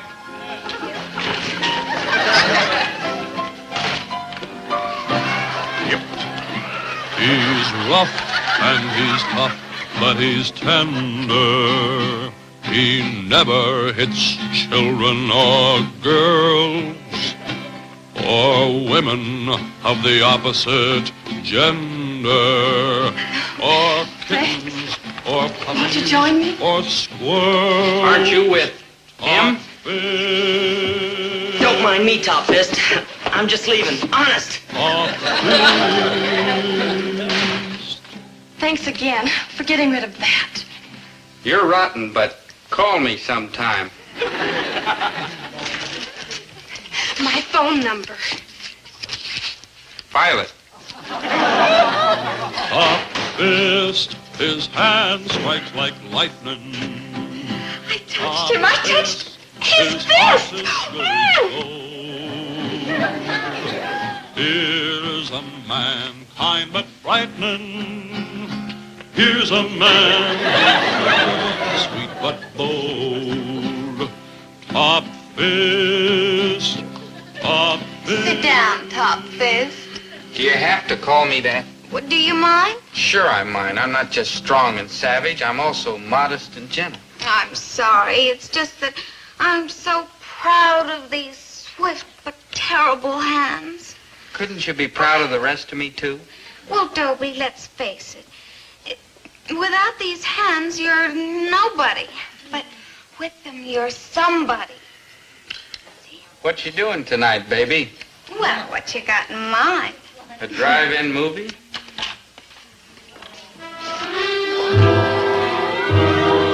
Hey, Daddy-o.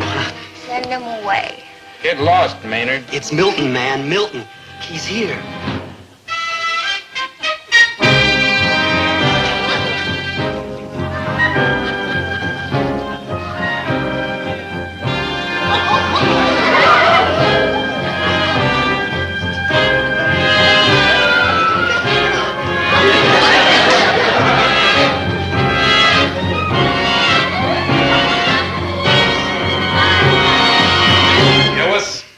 Yep. Gillis, I didn't come here to make trouble, but Thalia Menninger is my girl, and I'm asking you to stay away from her. Yep. I know your reputation, but nobody moves in on my girl and gets away with it. Yep. I know what you did to the moose. I'll take my chances. Yep. Yep. Nothing can change my mind. Oh, I gotta see you, Top Fist, right away. I like business. Dobie, out of your mind? Don't worry, I won't hurt him much. Just enough to teach him a lesson. Look, it's your old good buddy, Maynard Krebs. Out of my way. And you're Dobie Gillis, remember Dobie Gillis? Oh, my gosh. I forgot. All right, Gillis. What about it? Yeah, it's okay, Milton. Thalia's yours. I'm hanging up my fists. Yeah, that baby, he's yellow. Dobie, I know how you feel, but one more fight won't hurt. There's always one more fight, Thalia, gal. Don't you see, if I don't quit now, I'll never quit. They won't let me. There'll always be some glory-seeking punk looking to knock off the guy who knocked off the legend. Well, that's why I'm hanging up my fists. No, You'll fight or else. No. You be in the park at 3 o'clock tomorrow afternoon and we'll all know you're yellow. 3 o'clock. Sharp. Yellow.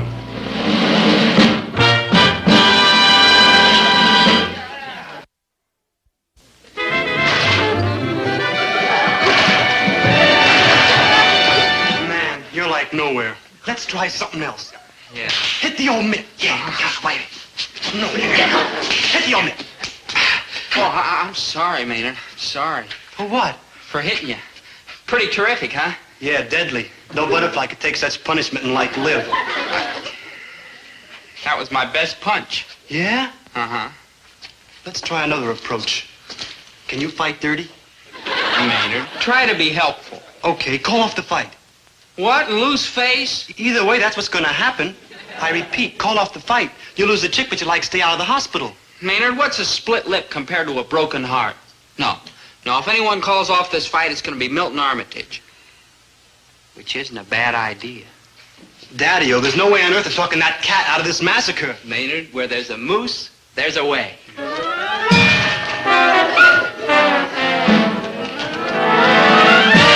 That's the old one, too.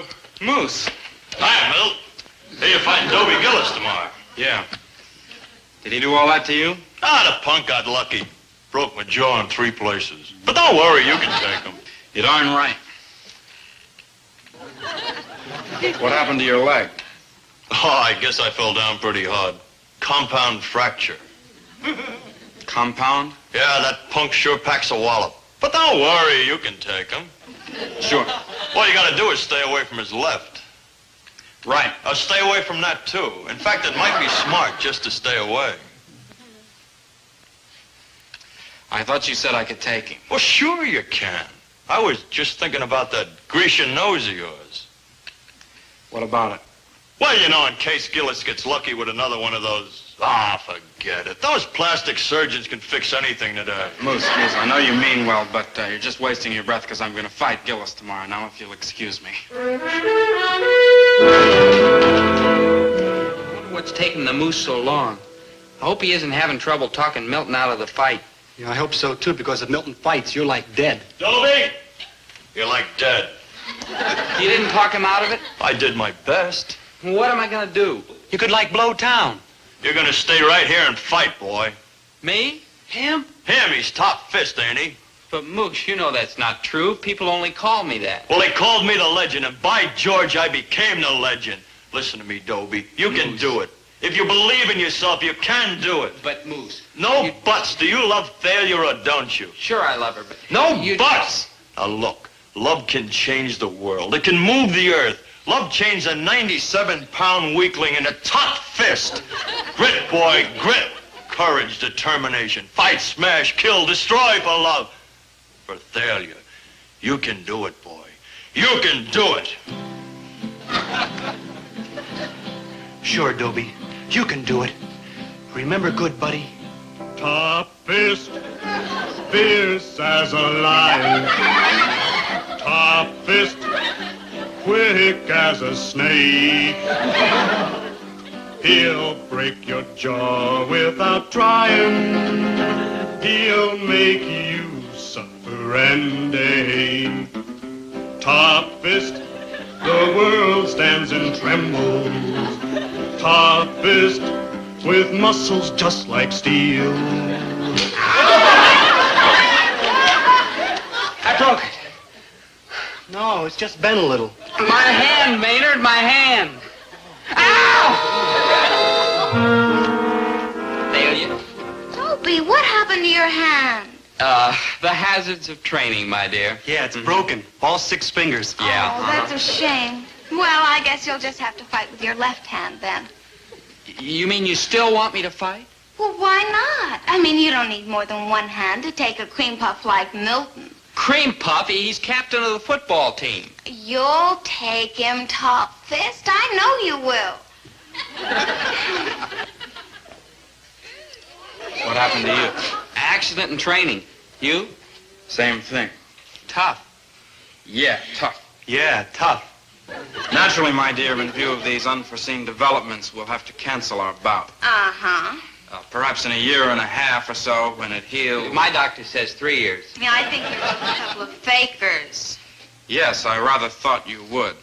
You're a great beauty, Thalia, but you have a very suspicious nature. So I've brought here a little proof. I have an X-ray picture here. That dark line you see there is a fracture. Compound fracture, I believe. Very interesting. Are you convinced now? Yes, there's only one thing wrong. It's an X-ray of a foot. Fools. Nice try, Milton. Now, I suppose you have an X-ray to give me, too? You're darn right. Maynard, show her the X-ray. And this is no foot. Ah, you're right. It's a hand. Then you believe me? Yes, I certainly do. And you'll be my girl? No, I certainly won't. Then you're mine. No, Milton, what I want is a fighter. And a fighter needs two things. He needs lots of guts and 2 hands of iron. You haven't got one and he hasn't got the other. So I'm just going to have to keep looking. Goodbye, boys. Well, chin up, fellas. Look at it this way. You're like better off without her. I mean, who needs girls? They're like fickle, and they like spend your money, and they like bug you all the time. I mean, like, who needs them? Like, shut up.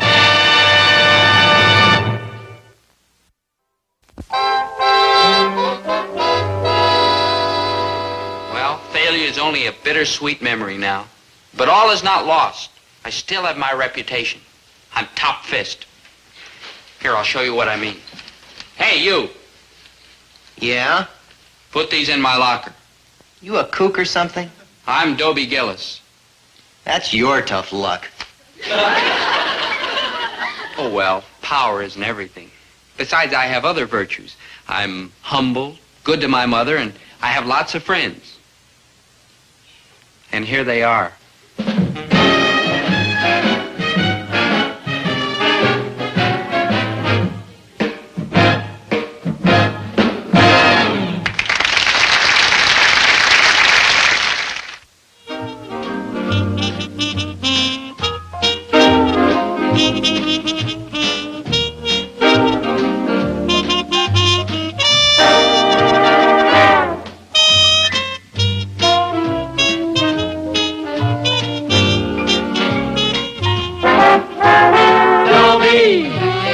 Once a gal was dreamy, Dobie. Once a gal was creamy, Dobie. Once a gal to call his own. Is she blonde? Is she tall? Is she dark? Is she small? Is she any kind of dreamboat at all? No matter, he's hers and hers alone. 'Cause Dobie has to have a girl to call his own. Once a gal was dreamy, Dobie. Once a gal was creamy, Dobie. Once a gal to call his own. Is she blonde? Is she tall? Is she dark? Is she small? Is she any kind of dreamboat at all? No matter, he's hers and hers alone. Dobie. 17 years ago, when I was born, my father bought me a piggy bank, and he put a penny in it for luck. And I'll say this for my father. Anytime I'm in trouble, he's right there with another penny. Why am I talking about money? Same reason as always. Thalia Mininger. Ah, Thalia. Thalia the lovely, Thalia the divine. And she's so unpredictable. She's the most predictable, unpredictable girl I know. One minute she comes up to me all sweet and soft and creamy. That's the way she is for 1 minute. But the next 59 minutes, she's like that with some other guy.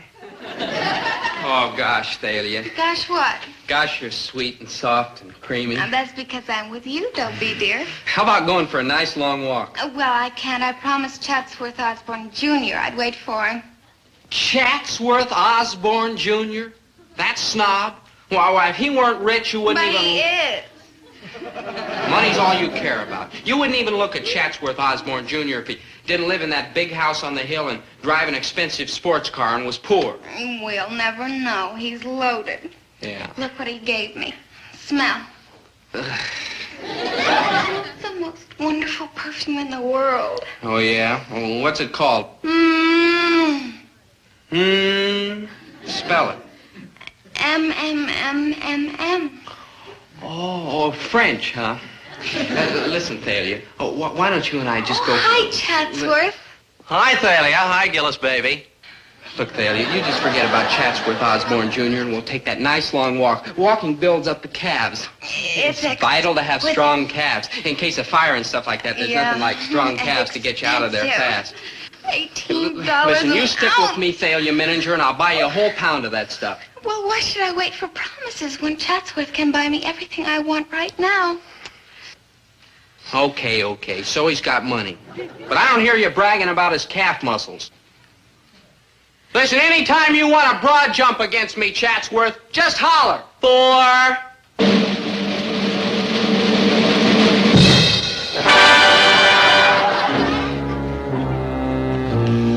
Oh, Chatsworth, that was just marvelous. Yes, it was rather, wasn't Oh, it? I bet you have the strongest calves. Oh, would you care to feel one? May I? Just one. Oh, they are strong. And such exquisite perfume. Smell. 28 feet. Hey, watch that. She's with me. She's my girl, practically. 28 feet. Well, we did have half a date, but you can forget about that. Half a date? What do you mean half a date? Well, you'll be here and I won't buy. Bye-bye, Gillis, baby. 28 feet?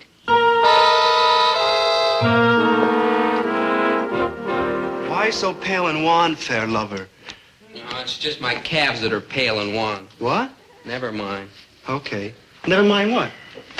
Maynard, you asked me why so pale and wan, fair lover. No, I didn't. That's something I got to learn for English. Oh. I don't like dig it. I thought maybe you'd clue me. Please, Maynard, I've got enough troubles with Thalia. But I need help, and if you don't help me, good buddy, who's going to help me? Oh, okay, Maynard. Now look, it's a poem, like a lyric to a song. You understand that? Yeah. Why so pale and wan, fair lover? Prithee, why so pale? Will, when looking well, can't move her. Looking ill, prevail. Prithee, why so pale? Hey, go, man, go. I mean, go, Dope. Will, when looking well, can't move her. Looking ill, prevail. That's it. That's the way I can get Thalia. It has to be. It's the only thing I haven't tried. I don't like dig.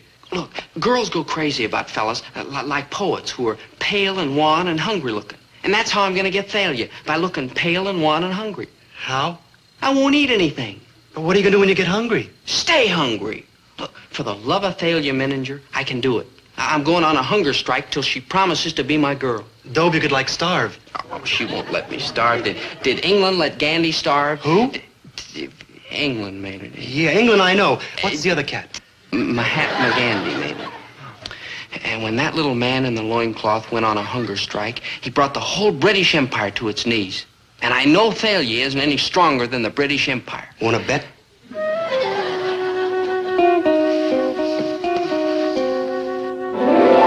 Thalia Mininger, I'm asking you for the last time. Will you be my regular, steady, permanent girl? I'm telling you for the last time, I will not. All right, that does it. I'm going on a hunger strike. I don't eat anything until you say yes. Oh, Dobie, you're so funny. Here, have some. No, I meant it, Thalia. I don't eat another bite until you're my girl. By the way, I feel a little pale and wan already. Sorry, but I got to eat for 2 now.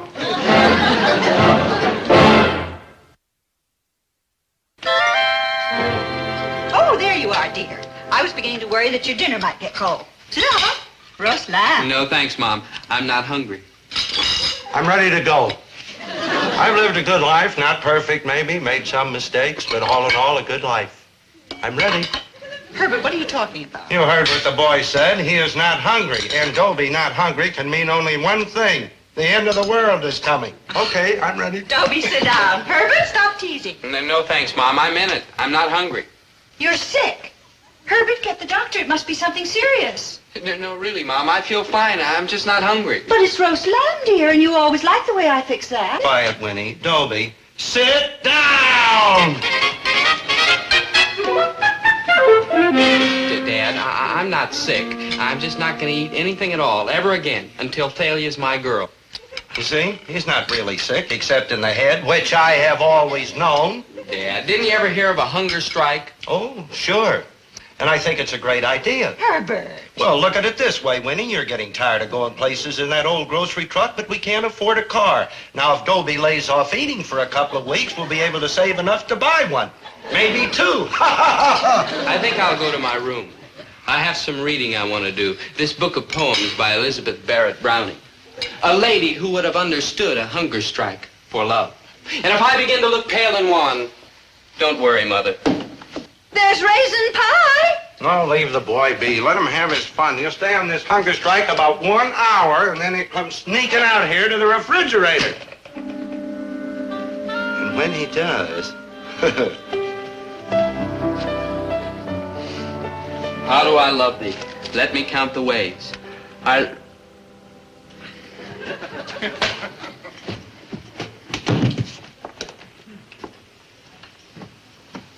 Sorry, Elizabeth Barrett.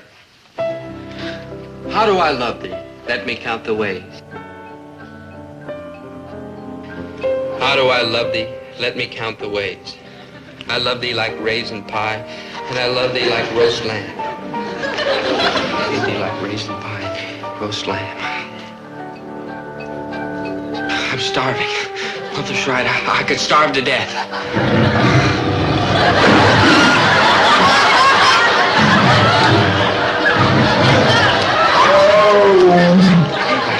There is no hunger. I'm talking to myself. I gotta have something to eat.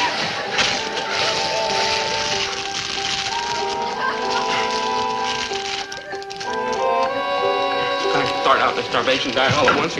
Gotta start out just cutting down. Gotta have something, anything. I'll go down in the kitchen. Nobody will ever know. I'll just take it. Not a sound there in bed. Nobody will ever know. I just gotta eat. I'm starving.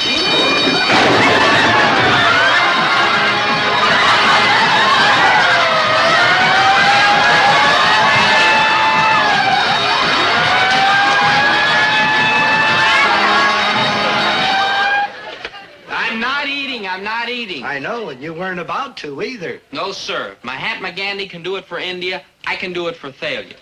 I was just getting some ice for my fevered brow. Oh, well, that's different.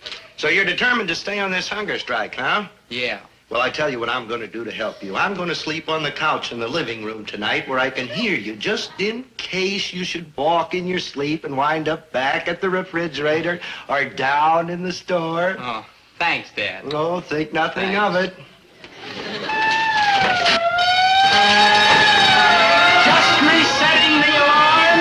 Oh, thanks. Good night,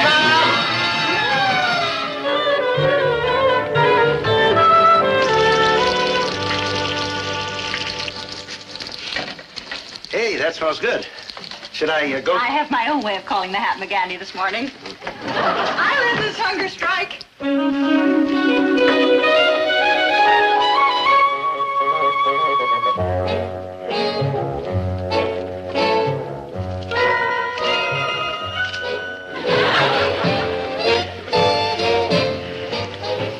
Food.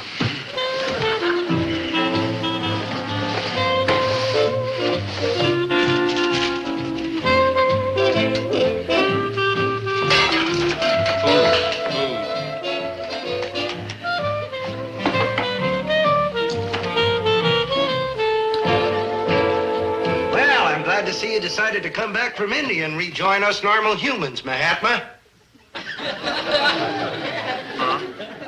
I'm glad the hunger strike is over. I knew that even failure couldn't make you miss more than one meal. Oh, I almost forgot. Sure, the hunger strike's not over. I said I was going without food until Thalia's my girl, and I meant it. Dobie, you've got to eat. I am not going to stand by and see that boy ruin his health. Oh, take it easy, Winnie. He just can't give in right in front of us, not yet anyway. Boys won't go long without food. He'll eat, and plenty. Come on if you don't want to be late for the first class. Maynard, gimme. Hold, good buddy. You're on a hunger strike, remember? I remember. Oh, Dobie, I think it's so wonderful you're going on a hunger strike for love. We all think it's the most thrilling thing we ever heard of. Oh, Thanks. It's nothing. Come on, hurry and finish that, Maynard, or we'll be late. Yeah, but you were going to... Hurry, Maynard. Thalia said you're just faking. She'll find out. My mother's already worried about how pale and wan I look. Oh, you do. You really do. Yeah. I think Thalia's disgusting. Yes, she is, in many ways. But my love shall purify her. How do I love thee? Let me count the ways. Thalia isn't the only one who thinks you're faking, Gillis. You be quiet. I told you last night I'd be a lot more impressed with you if you did something romantic like that for me. Exactly what I told you. No, look here. What do you think? You're a troublemaker. Yeah, we don't believe you for 1 minute, Gillis. You're eating on the sly. I'm not. We'll be watching you, Gillis, every minute. Oh, yeah. Yeah, well, you all better go. You'll be late for class. Don't you have to go, too? We'd like to walk over with you, Dobie. You're our hero. Oh, gee, thanks.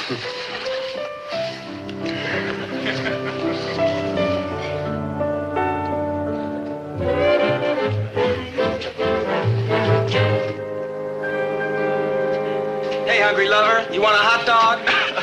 Now leave Dobie alone. Very good hot dogs, Gillis. And I'll buy. No, thanks. Okay, just remember, we're watching you. You mind your own business, you glutton. Here you are, Dobe. I got it for you. Not here, Maynard. They're watching. Eat it. Oh. I gotta get something to eat. I'm starving. I know. Go home and eat. Maynard, I told you I'm starving there, too. My dad'd laugh at me. Listen, I'll go home. You get me something to eat. Sneak it into my room through the window. Well, good boy. Till I finish this.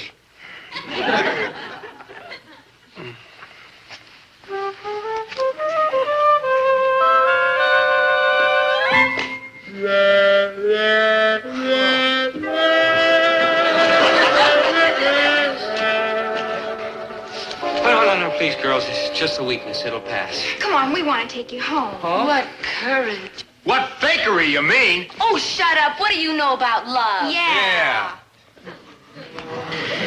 How do you stand on lynching?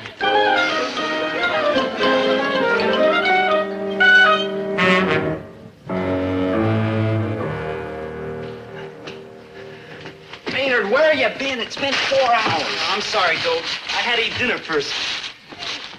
Ice cream bars? That's all you brought? Yeah, good buddy. I figure you've been hungry for so long, you deserve nothing but the best. Mayor, I may murder you as soon as I finish these.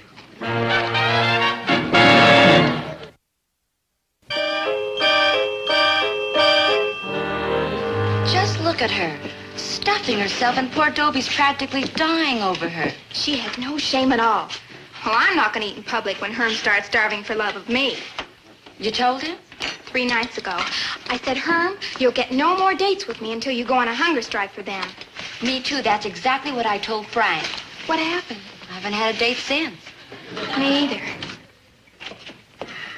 Look, here comes Dobie. Isn't he romantic? Listen, Gillis, our girls won't give us dates unless we go on a hunger strike, too. So stop faking or else. Please, I may faint. We gotta do something about him. And we're going to. Watch it, Pops. This pale and wan fair lover's my friend. Oh, he's a kook. Yeah, but he's a pale and wan kook. Dobie, you're out of your demented mind. You're not fooling me. You're pretending that you're not eating and reading poetry all the time. I'm also writing poetry for you. Oh, Thalia, your lips are like the petals of a rose. I'd like to kiss you underneath your nose. Good heavens, Dobie. Oh, I knew you'd love it. I don't love it, and I don't like your starvation routine.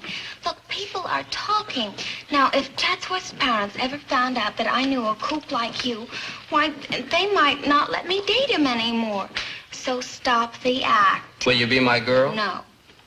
Then I'll go on starving myself, unto the death. If I can't have you, my darling, I'd rather not have life itself. We poets are like that. He who for love hath undergone the worst that can befall is happier thousandfold than one who never loved at all. Goodbye. Ah, me. Alone, alone.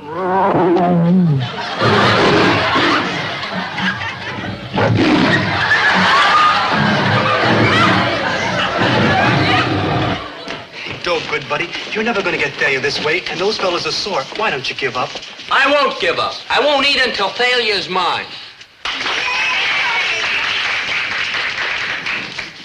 Meet me in my room, same as usual, but this time bring meat, you hear? Red meat. I gotta have it. For 3 nights you've been bringing ice cream and candy and nuts and Cracker Jacks. I gotta have meat, you hear? Red meat. I gotta have it.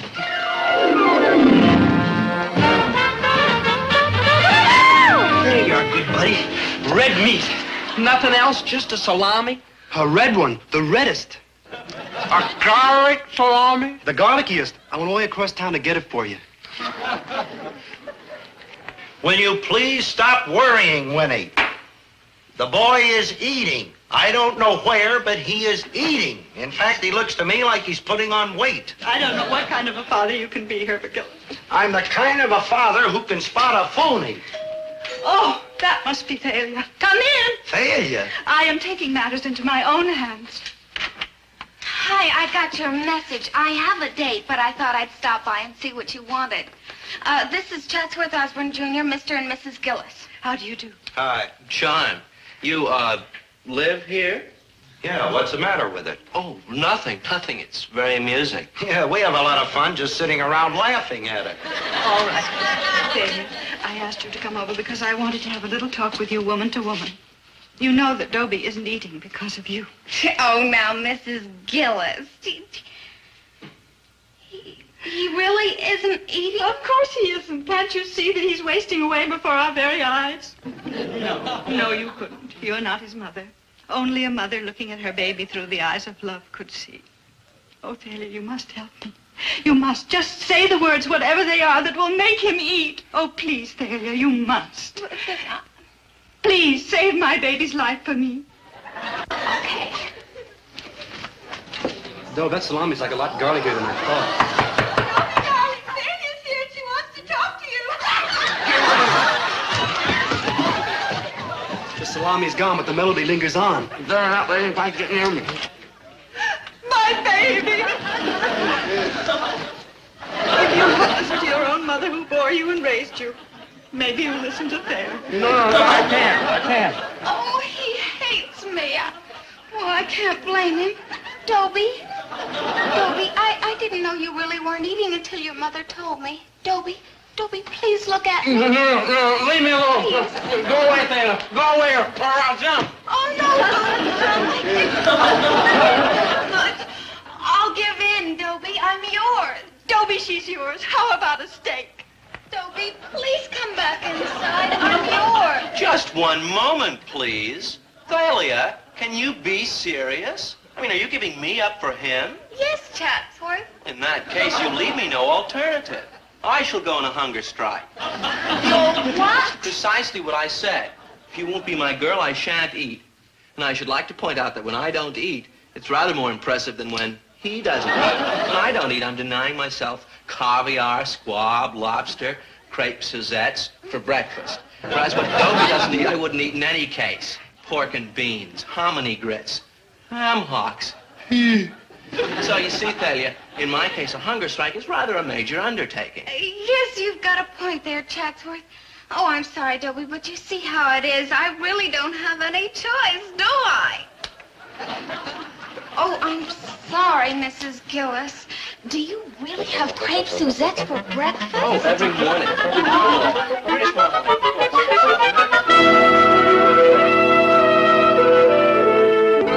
Why don't you like it off this hunger strike?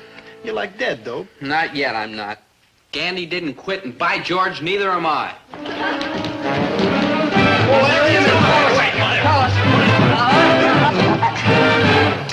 Okay, Gillis, your hunger strike is over. You got the pizza and we got the picture to show the girls.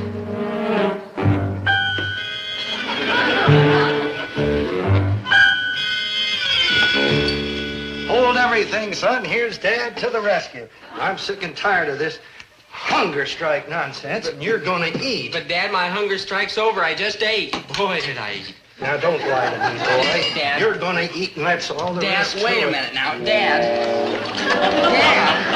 I don't want to keep quiet.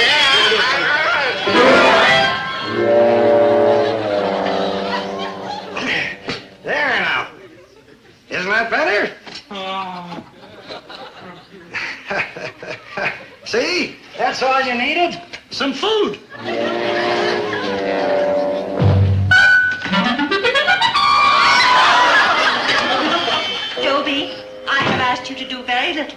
But you have got to eat this for me. Yeah, I would, Mom, but Dad just fed me. Oh, Dobie, my poor darling, you're having hallucinations. No, Mom, just feel. Oh, starvation. Starvation. I'm so conscious of it. Oh, Dobie, darling, this is your mother speaking to you. Don't cry, Mom, please. I'll eat. Oh.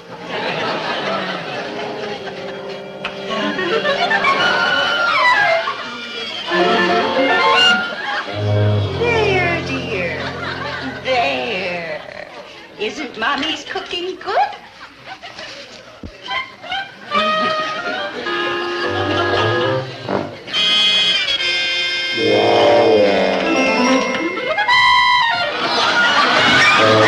Dobie, you poor thing. And you did it all for me. Oh, look what I brought you. I've eaten. Here. It's everything I can cook. Frankfurter, sauerkraut, chili, and dumplings. Tell ya, I've eaten. Oh, you're so noble, Dobie. Not wanting to force me into being your girl. You don't have to lie about having eaten. But what about Chatsworth? I mean, he's such a nice fella and handsome. And rich. Mm-hmm, rich, Yes, but it's you, Dobie. There's nothing I can do about it. I'm hooked.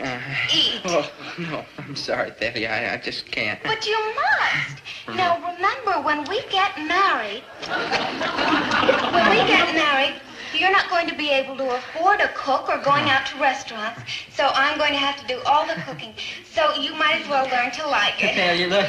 Come on, Dobie. No arguing. Just eat. Eat.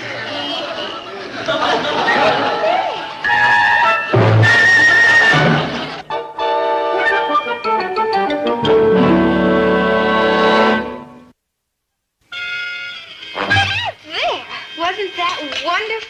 You know, it surprises me, but I like doing things for you, like cooking. Thalia, you say we're going to get married? Yes. And after we're married, you're going to do the cooking? And this is what you cook best? Yes, that's right. What are you doing? Calling Chatsworth Osborne Jr. For you.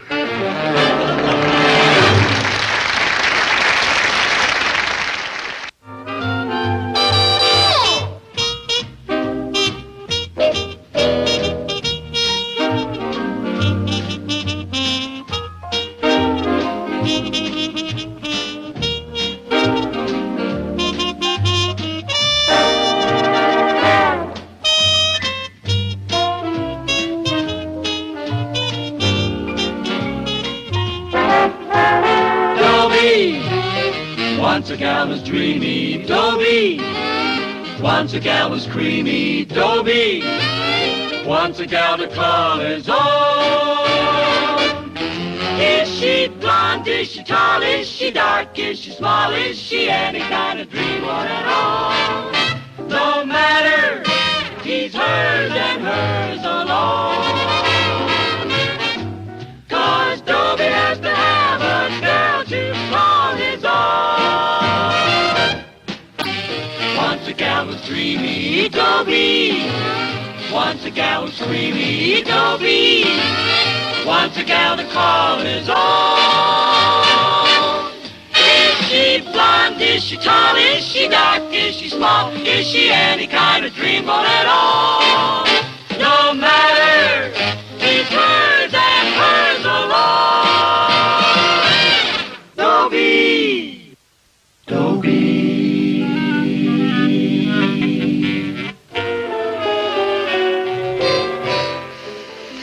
My name's Dobie Gillis. I'm happy. I'm happy because I've just fallen in love an hour ago. This is the happiest part of a love affair. Just after falling in love and just before the problem of money comes up. Those precious minutes. Well, that's enough of being happy. Time to start worrying about money.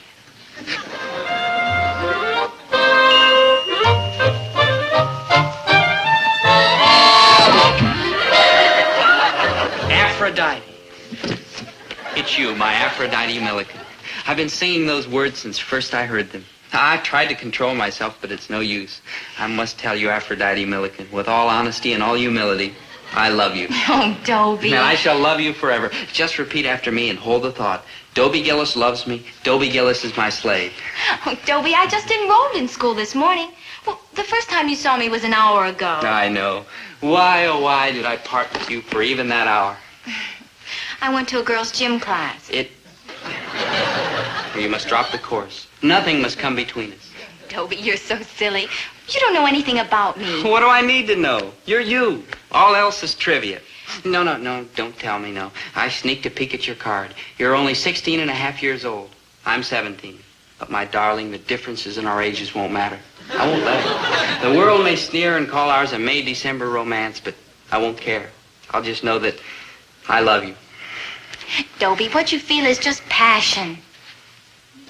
Hey, watch that. You sure you're only 16 and a half? Of course. Wow. Dobie, you're so delightfully, gauche. Oh, gauche, what? Gauche. G-A-U-C-H-E. It's French. Oh, that gauche. Sure you're only 16 and a half? Well, of course. Wow. Don't you know French? Why, yeah, sure, some. What do you think I am, dumb? My gauche. Dobie, I've never met anyone like you. Really? Well, I've never met anyone like you either. Say, I always thought this bench was marble. I can't... It is. Yeah. Kind of slippery here. Here, feel. Huh? Feel. Oh. Say, that's a pretty good muscle for a girl. Let me feel yours. Oh, yeah, okay. Tighten it. Come on, tighten it. Oh, Dobie, stop teasing me. Tighten it up. Later. First, let's go over to Charlie Wong's ice cream parlor. Ice cream parlor? Yeah, that's the hangout. Well, all right, Dobie. For you, I will. Good.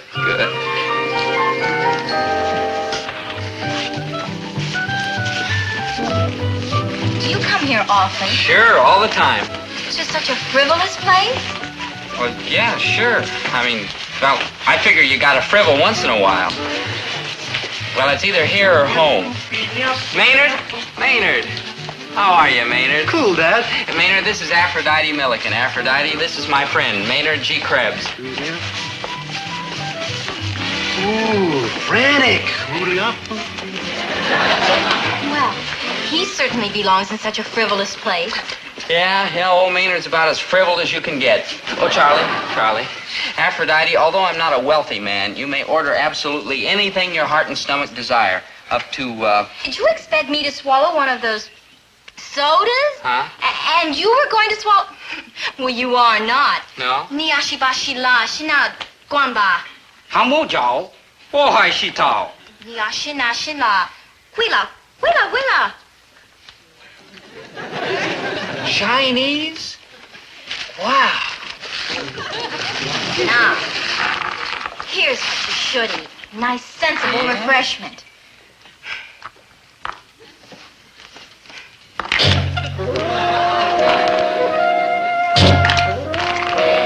Dobie, promise me you'll never again waste your money that way.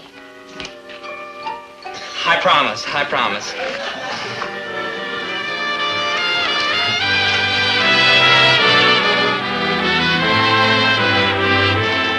And this is the family act. We just got off the road yesterday, and this is our winter quarters. The 4 Flying Millikens. You're an acrobat? Mm-hmm. And you live in here? Well, of course. Oh, hello, Father. Father, I want you to meet Dobie Gillis. Dobie, this is my father. How do you do?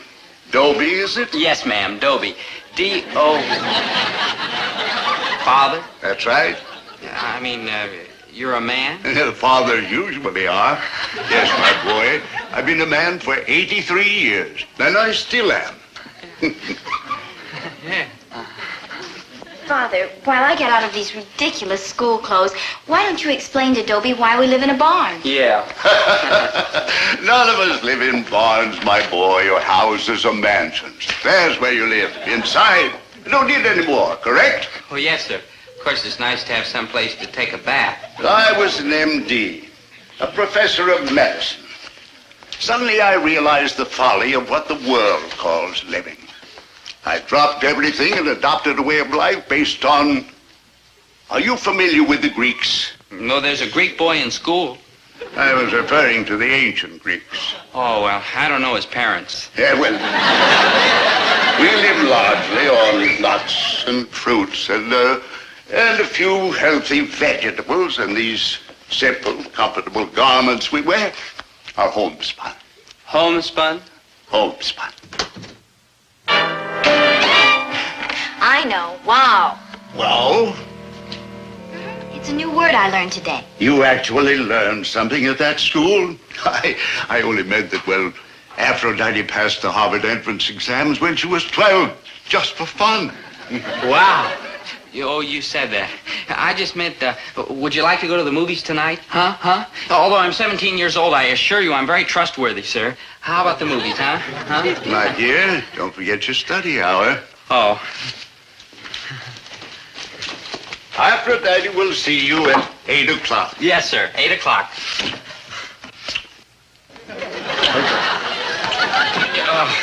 I assure you it was an accident, sir. I stumbled. I assure you it'll never happen again, sir. Goodness gracious, never? No, never, never. Why, kissing's the most natural, affectionate gesture in the world. If... It is? It is. 8 o'clock.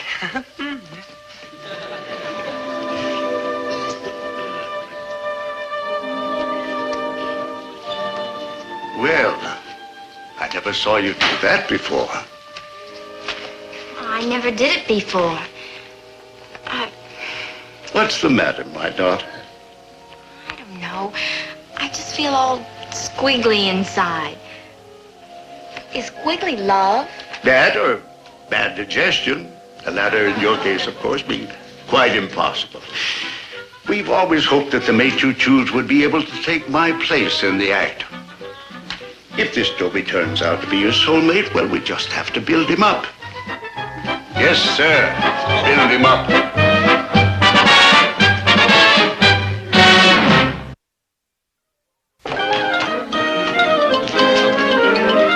All right, put it back. Put it back. Okay, Thomas Alva Edison, so you invented some way to open this thing without the bell ringing. So put it back anyway. Put what back, Dad? The money! Money. Ha. Money. Who needs it? What's the matter, dear? Dobie, it's got me worried half to death. Well, he didn't take any money, and instead of eating something expensive, he only took a carrot. He's just doing what you've always told him to do. I know. That's what's got me worried half to death. All right, boys, take her up. Steady now. Easy. Steady. Steady. Straighten up. Arms out. That's it. That'll be your young man. Dobie, you're 3 minutes late. I was 3 minutes early, but these look so good, I stopped for a snack.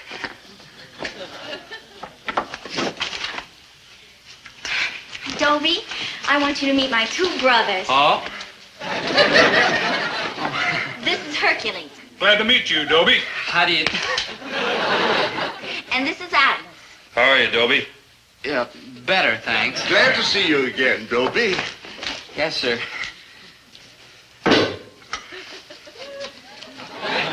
Father, please. Don't you all bother about us. We'll just go sit over there. Yeah.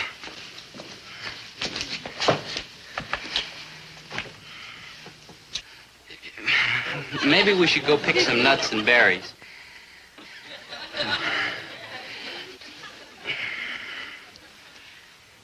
Yeah, maybe you'd like the movies after all. Dobie, I assure you, sir. as an older man, don't you like to kiss girls? Well, my gosh, yes, sir. I mean, I imagine I would, under the proper circumstances. Well, this circumstance is eminently proper. So for heaven's sake, hold still. Yes, sir. But this is going to be very embarrassing.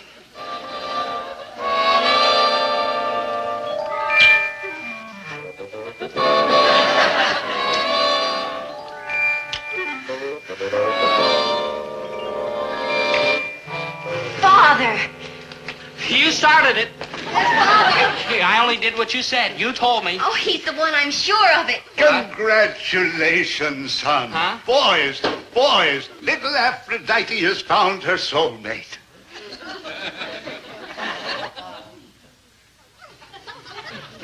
There's something I think you all should know. I have to be home by 11 o'clock. Dobie, you're so adorably helpless and shy.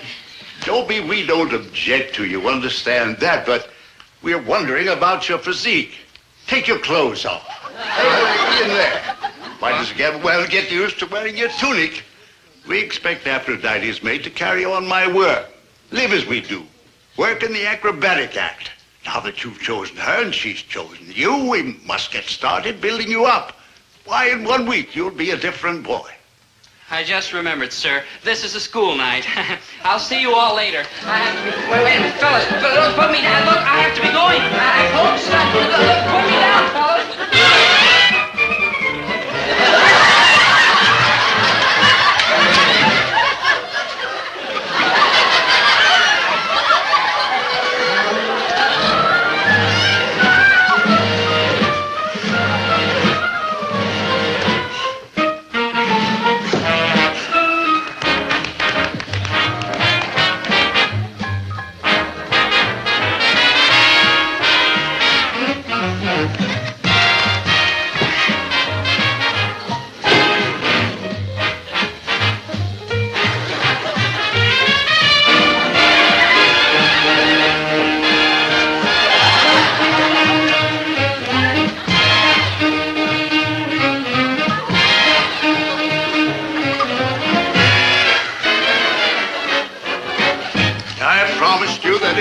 You'd be a different boy.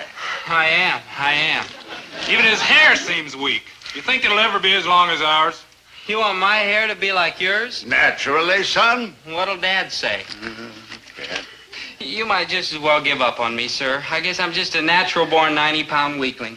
I guess the bullies will always kick sand in my face. I'll just have to stay away from the beach and pretty girls. Nonsense. That only means that you'll have to work harder next week.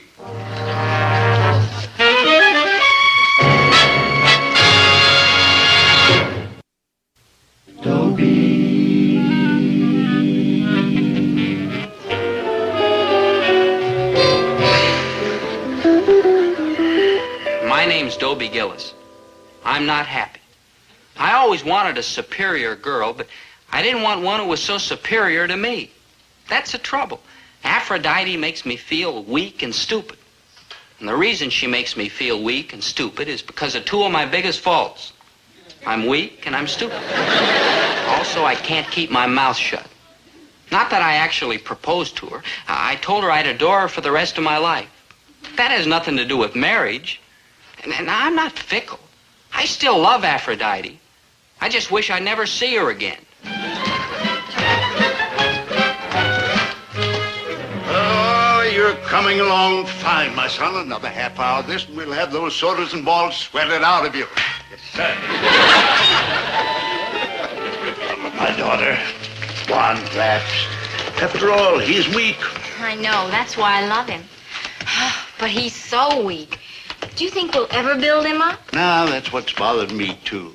You know the importance of bloodline. I've decided to check on his father. Father, please don't do anything that might come between Dobie and me. Now, his father has a grocery. I can check on him while he's making a delivery here. He won't even know who I am. 6 quarts of yogurt? Yeah. Dozen bunches of carrots. Same of celery. 6 quarts of blackstrap. 6 quarts of blackstrap molasses? Okay, you've got it. Some kind of a nut? A hungry nut, anyway. Hey, this is going out on Cedar Lake Road. Why don't you jump in the truck and I'll drop you off at the depot? I already called a cab, and that is probably it. I'll call you from Mother's when I get there. And I'll tell her you sent your love. Sure, what do I care if you lie to her?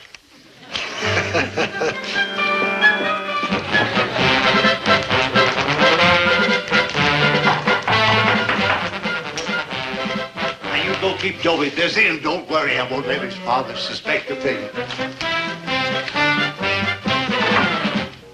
Your grocery order, ma'am. Like father, like son. Huh? Merely a general comment on heredity. Oh, well, can I put these down someplace? On the table. Oh, I'm sorry I'm a little late, but I couldn't deliver them until after I closed the store. You see, my wife's out of town visiting her mother, and there was nobody to take care of the place. Ordinarily, I make deliveries just like this. Do you eat this stuff? Oh, yes. Live here?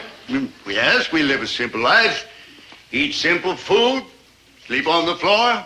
Well, everybody to her own taste. That's what I always say. Fine.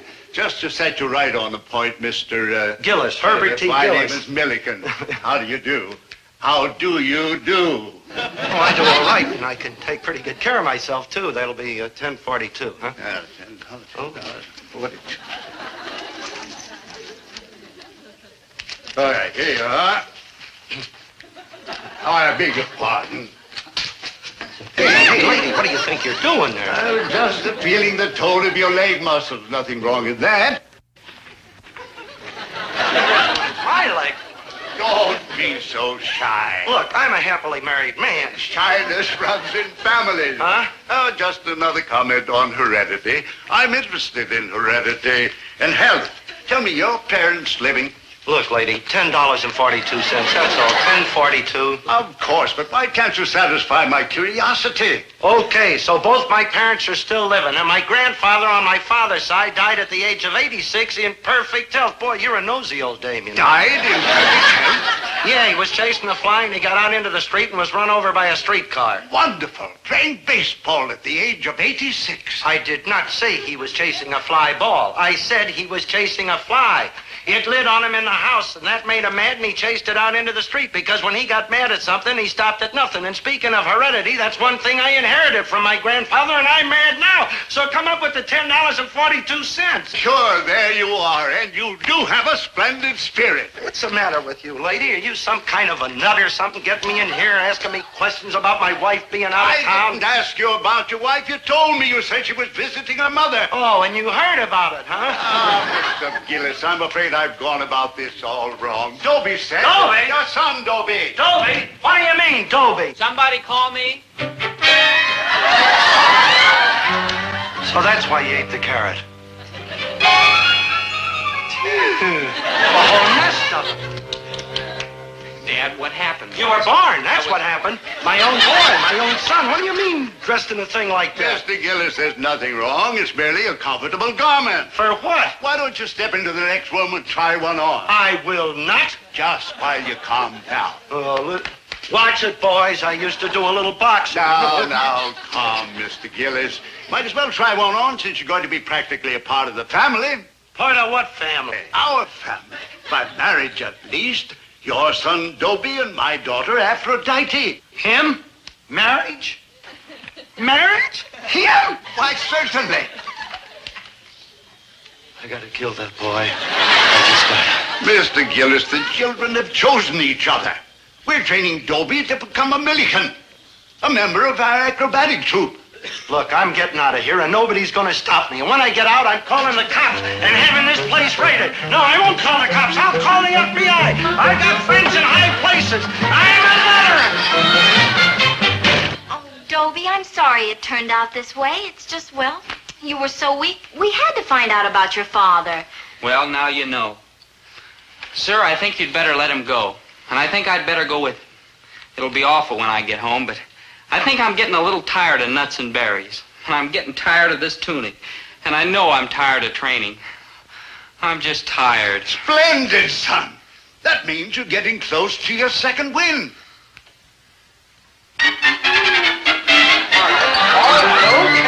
Okay.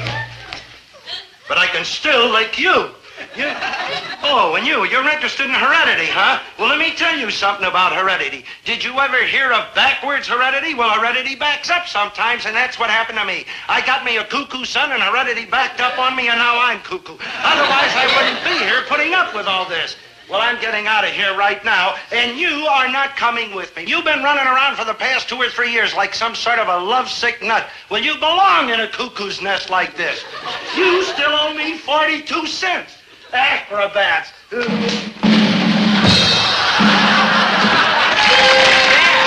You made your point, now lie on it. Maybe we can make something out of you yet, brother. Now we're really going to get to work, brother. I'll lay out a 24-hour-a-day schedule. You can live here with us. Oh, Dobie, you're mine. Isn't it wonderful?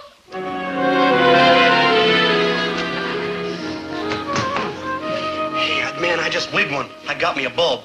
Huh? A bulb. The light? I got like a swinging idea how to get Aphrodite to send you to Quit City. Yeah?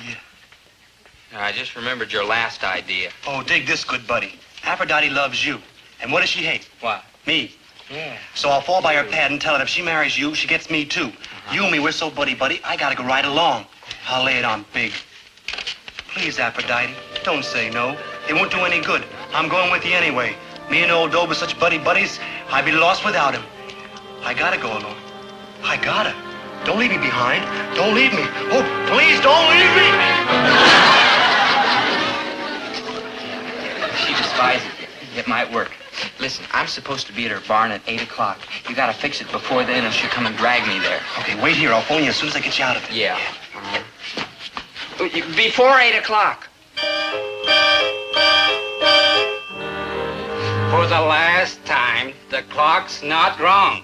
For the last time, there's no daylight saving. It's 8 o'clock. For the last time, there's been no phone calls for you. You've been here all the time. No phone calls. It's 8 o'clock. Yeah, I know.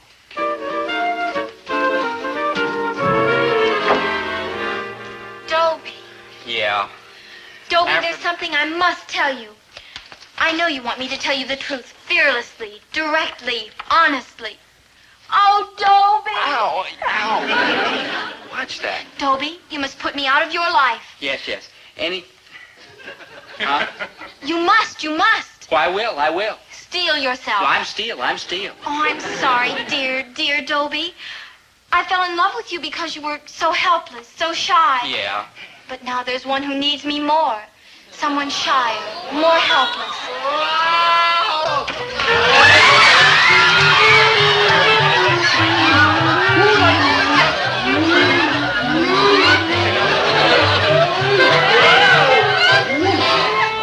Oh, Maynard! Poor helpless Maynard! For gosh sakes.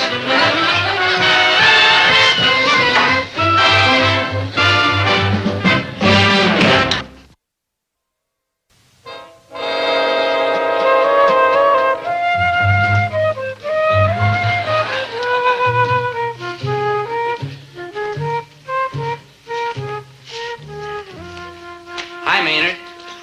Oh, hi. How you getting along with Aphrodite? Oh, she's a wonderful girl. I mean, Yeah. she's smart and strong and loyal and true. That's right. And she's no expense at all. All free. And she speaks 7 languages. Chinese. And she plays every musical instrument there is. That's right.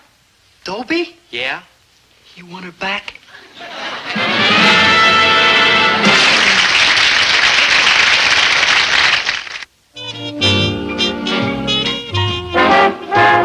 Dobie, once a gal was dreamy. Dobie, once a gal was creamy. Dobie, once a gal to call his own.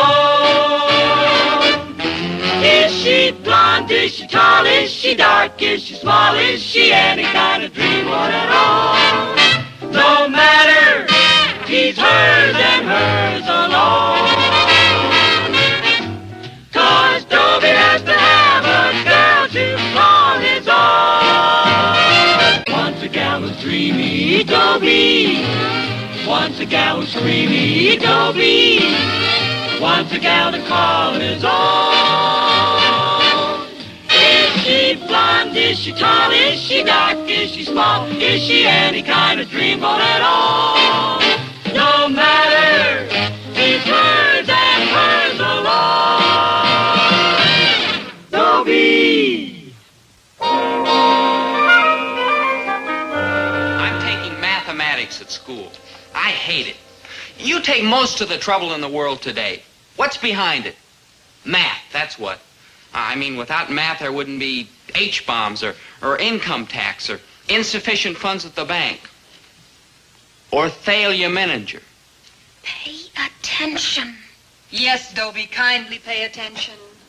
You, of all people, kindly pay attention.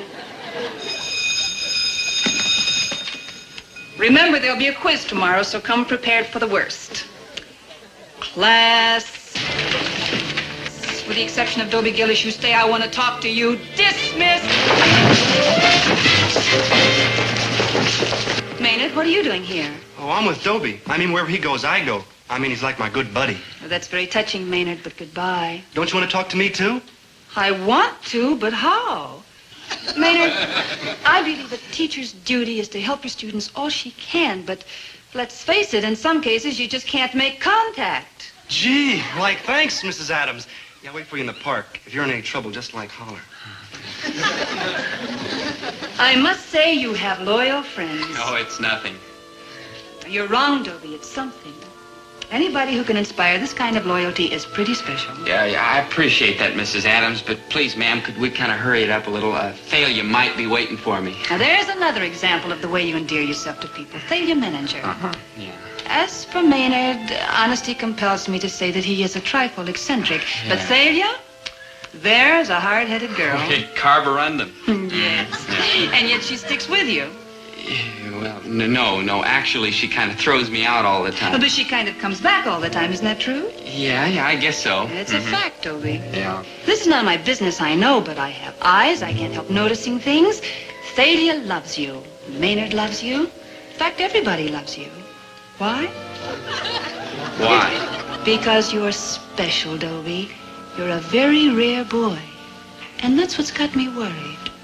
How can somebody with your capabilities get such terrible marks? Yeah, that's a good question, Mrs. Adams. It bugs me. It really does. Well, it bugs me, too. Teaching is a calling, not a business. I'm here to help you, to guide you, to set your feet on a shining path into a beautiful, glorious future. Hey, that's beautiful. Very moving.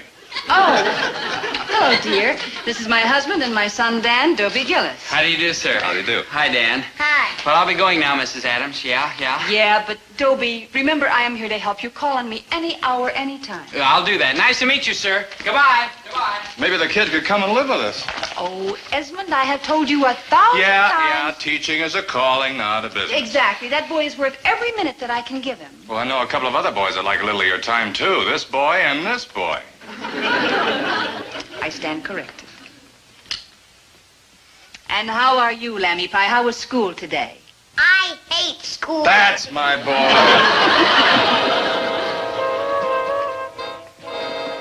Maynard, You rhyme? how come you keep following Dobie around all the time? Because he's like my good buddy. I see. How come you keep following him around all the time? I don't. You gas me, girl. I mean, you leave me limp. I gave Dobie back his high Y pin 12 times in the last month. So what's that on your sweater? Well, I'm giving it back again today. That's why I wanted to see him. Sorry I'm late, Thalia, baby, but I guess it doesn't make any difference. What do you mean it doesn't make any difference? Don't fight it, Thalia. You love me. Maynard loves me. True. Everybody loves me. I'm lovable. Who says so? Just Mrs. Adams, that's all. Big deal. I've known you were lovable for years. You have? So how come you keep dumping me? Look, Dobie, you're lovable, but that's all you are. Lovable. Are you smart? No. Are you talented? No. Are you aggressive? No. Are you ever going to be a success? No. I was wondering when the conversation was going to get around to money. Will you kindly tell your friend that I do not happen to care about money? That's right, Maynard. Thalia doesn't care about money. Not for herself, that is. But her father's... 60 years old and has a kidney condition. And her mother... Isn't getting any younger. And her sister... She's married to a loafer. And her brother... Is turning into a public charge. So, it's up to Thalia to... Take care of the family. Yeah. Yeah, maybe we could, take up a collection. Don't get smart. Yeah. Look, I have a responsibility to my family. I mean, if my father hadn't put braces on my teeth and sent me to dancing school so I could be beautiful and graceful and charming the way I am, well, then maybe he wouldn't have a kidney condition. And you aren't helping anything. Me? Yeah, you. And you're going to be a poor man as long as you live, and here's your high Y pin. Goodbye. Well, what are you doing that for? You'll just take it back next week. Don't forget, I'm lovable. Well, true. All right. You're lovable. And maybe I'm stuck on you. But make no mistake, mister. If I really put my mind to it, I can forget you completely. You know that, don't you? Failure, you wouldn't. I would and I will, unless... Hey, yes, my darling. Yes, my great tawny Quit animal. Central High and go to Willoughby Hall. Willoughby Hall? You mean that fancy prep school back east where those rich cats go? Thalia, what can you be thinking of? I'm thinking of your future. Look, you have one asset, one lousy little asset. You're lovable. That isn't going to get you very far. Thalia. You have to have contacts now at Willoughby I Hall. don't want to hear about it. I'm not going to go to Willoughby Hall or any place else. I'm going to stay right here with the woman I love. You're going to stay right here without the woman you love. Thalia, you're coming unglued. What a crazy idea, my going away to school.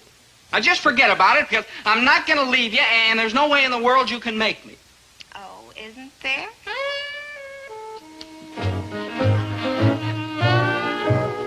There's no way she can get me to go to Willoughby Hall, is there, Maynard? Of course not. Of course not. I wonder how she's going to do it.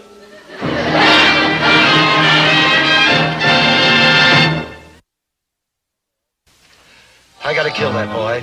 I just got Oh, calm down, Herbert. You were young once. Never that young. Where is that kid anyway? A whole truckload of groceries in the back room to be unpacked, and he isn't home from school. What's he got, radar or something? How does he always know when there's work to be done around here? Hello, Mr. Gillis, Mrs. Gillis.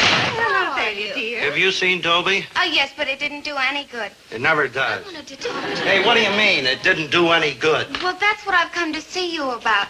Do you know about Willoughby Hall? You mean the prep school back east? Yes, that's right. It's a fine school, and lots of rich people Look, go I don't there. mean to intrude, but what's this got to do with Dobie? Well, I want you to send Dobie to Willoughby Hall. I'll send him to the hospital, the bum. Do you know how much it costs to go to Willoughby Hall? Yes, I have the rates and the information right here. It's expensive, all right, but look at it this way. It's an investment in Dobie's future. Future? What future? This kid has got to wind up living off the county. That will be enough of that, Herbert Gillis. Dobie's a fine boy with a good mind and a great potential. And I am not going to stand here listening to you running him down. I happen to think that Willoughby Hall might be just the place for Dobie. He's bright and sensitive and intelligent. And maybe what he needs is to broaden his vistas and round out his personality. And get away from you for a while. I'll get right to the point. What is Dobie's best quality? I give up. He's lovable, that's what. Now, everybody that knows him loves him. Now, when Dobie goes to Willoughby Hall, he gets put in a dormitory and has a roommate. Now, who is that roommate going to be? He's going to be a rich man's son, that's who. And living with Dobie, he's got to love him. I mean, it's inevitable. So, Dobie's got a friend, a rich, powerful friend whose father owns a bank or a factory, maybe. Now, this roommate introduces Dobie to his father. And he says, Dad, this is my roommate, Dobie Gillis, who's good and loyal and true and the best friend I ever had. Now, do you think you could find a place for him in the business? And the father says, Son, if he's a friend of yours, he's good enough for me. Don't worry about a thing. I'll take care of Dobie Gillis. And that's just my point, don't you see? Somebody has to take care of Dobie. Now, where do you want him? Standing in the line of a soup kitchen or president of a bank? Make your choice. I've made my choice. The answer is no. Very well, Mr. Gillis. It's on your conscience. I've done everything I could do.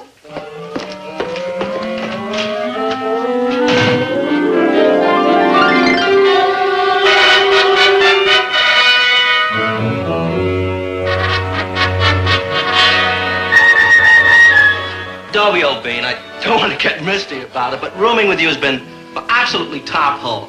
I mean, you're a splendid fellow. No. First rate.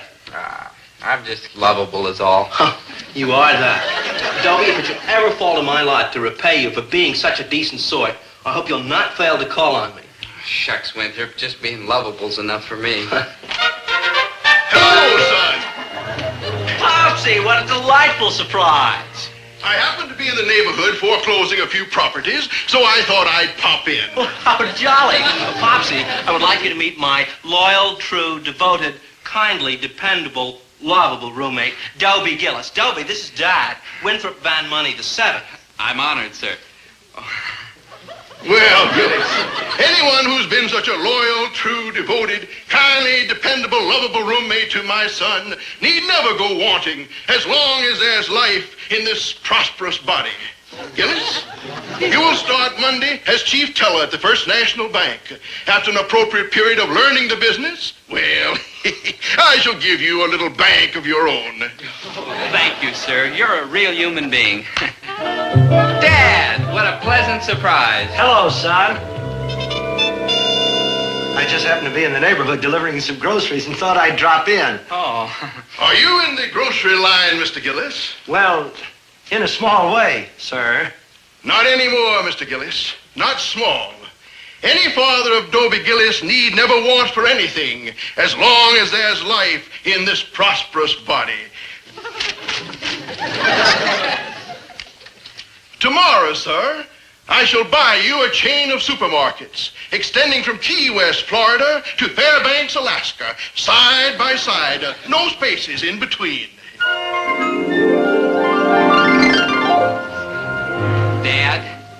Dad?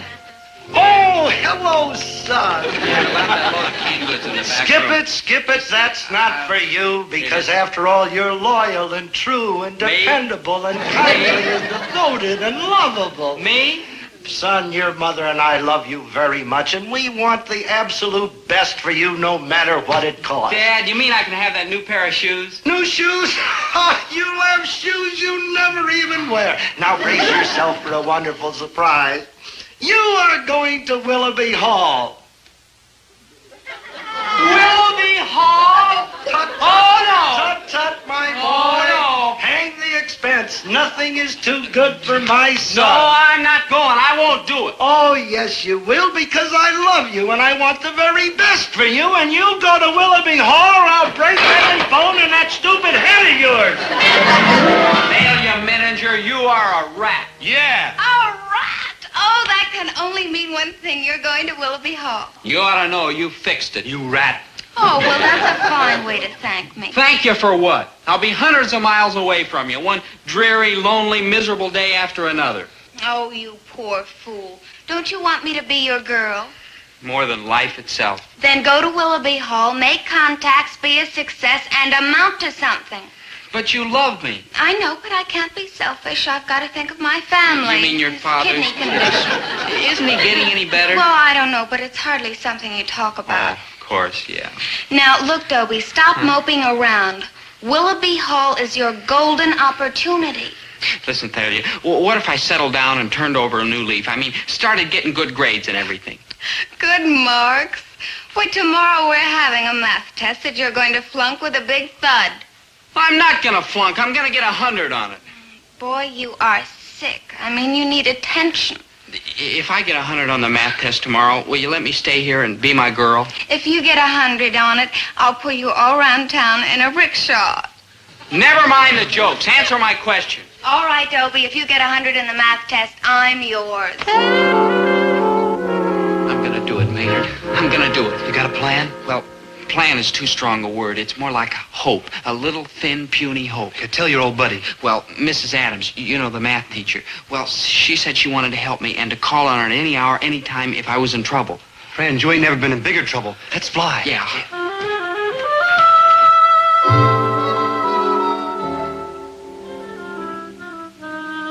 Darling, please. It's the math test for tomorrow, and it's very important, honey. I'm just double-checking. Swell. Ruthie, I want to remind you of something. You've got a husband. Whom I adore. Darling, if teaching ever came between us, I'd give it up in a minute. But you work all day, and Dan goes to school, and I can't just sit around and be useless when there's such a crying need for teachers. You're right, Ruthie, and as you know, I'm all for it. But you know, I got to thinking, it's been 6 months since we went anywhere or did anything. And what do you say we go to a movie tonight, right now? That's a wonderful idea. Well, great. There's a good one at the Bijou. I think we just got time to catch the first feature. Haven't we forgotten just a little something? Oh, yeah, the kid. Well, what's the problem? We'll get a sitter. Where are you going to find a sitter at this hour? Well, he's in bed. Couldn't we just sneak out for a couple of hours? The answer is no. No on 2 counts. One, we cannot sneak out for a couple of hours. And two, he is not in bed. Regarde the KID. Hi, Slugger. Mr. Adams, I'm Dobie Gillis. We met at school this afternoon. Oh, yes. Uh-huh. And this is my friend Maynard G. Krebs. Like hi. Like hi. I'll tell you why we dropped by, Mr. Adams. Pray do. Uh-huh. Well, you see, sir, this afternoon, Mrs. Adams, your wife, you know. I remember her vividly. Well, she said she wanted to help me and that I should heard. call on her anytime, I any heard. hour if I was ever in trouble, which I am now. So you thought you'd come over for a little private tutoring? Yeah, I guess you could call it that. You too? Oh, no, I just go where Dobie goes. I'm like his best buddy. Ah. Yeah, actually, I didn't want to come here at all. I was going to the Bijou. There's a gas of a movie there. So I've heard. Yeah, I saw it 6 times. I want to see it again. It's like the last night. Uh-huh. Boys, come in and sit up. Oh, thank you. Let me ask you a question, boys. Do you like Mrs. Adams? As a teacher, I mean? Oh, she's fine. She's 100% with me. Thanks, boys. Boys, you know what a teacher's life is? Well, it's long hours, it's hard work, it's tedious detail. How come she don't kick it? Because she wants to help you. And you. Oh, she's all heart, that woman. Yeah. If you could brighten her life a little, if you could bring her one small moment of pleasure, you'd do it, wouldn't you? Sure, but what can we do? You can sit with our little boy tonight while I take Mrs. Adams to the movies. While I bring a couple of hours of sunshine into her dark and dismal life. Now, boys, can you find it in your hearts to say no? Not us, Pops. Thank you, boys. Thank you. Why, Maynard, Dobie, what are you doing here? They're going to sit with Dan tonight while we go to the movies. Isn't that wonderful? What? Come on, dear. Let's But not I dawdle. don't understand. He's right, Mrs. Adams. You better get moving. You don't miss the part where the monster devours Cleveland. Cleveland? Come on, dear, quickly. Oh, Esmond, I have to hide those test papers because those boys have to take the test tomorrow. Oh, I got you, baby. Boys, I don't think there'll be any problem. The kids' room's at the top of the stairs to the left. The kitchen's out there. Here's the phone. The phonograph is over there. The cookies are in the cookie jar. The ice cream is in the freezer. God's in his heaven and all's right with the world. Good night, boys. Someday that you explain all Yeah, this. maybe someday. Thanks. Thanks a lot. It's all I needed tonight, babysitting. Oh, cheer up, Dobie. It ain't so bad. Well, what's good about it? They got a record player, man. They got a record player. Big deal. Oh, boy. Brahms, Mahler, Bass? It's Bach, Maynard, Bach. Yeah, Bach. Where's the jazz? I can't find no jazz. What do they need with a record player? They ain't got no jazz. Must be someplace.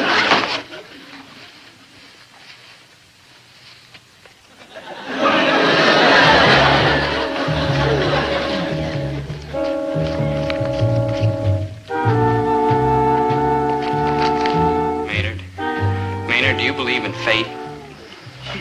What's bugging you, man? Maynard, concentrate. This is the quiz Mrs. Adams is going to give us tomorrow. We've got it right here in our hands. Now, all we have to do is look up the answers right now, and tomorrow we can get 100 on the quiz. And if I get 100 on the quiz, then I don't go to Willoughby Hall. I stay right here with Thalia, and life is beautiful once more. That's like cheating, Dobie. That's exactly what it is. Dobe? Let's do it. Right. But just this one. Just this one. Never Never get, again. no. No. I get a piece of paper. This question, number 8.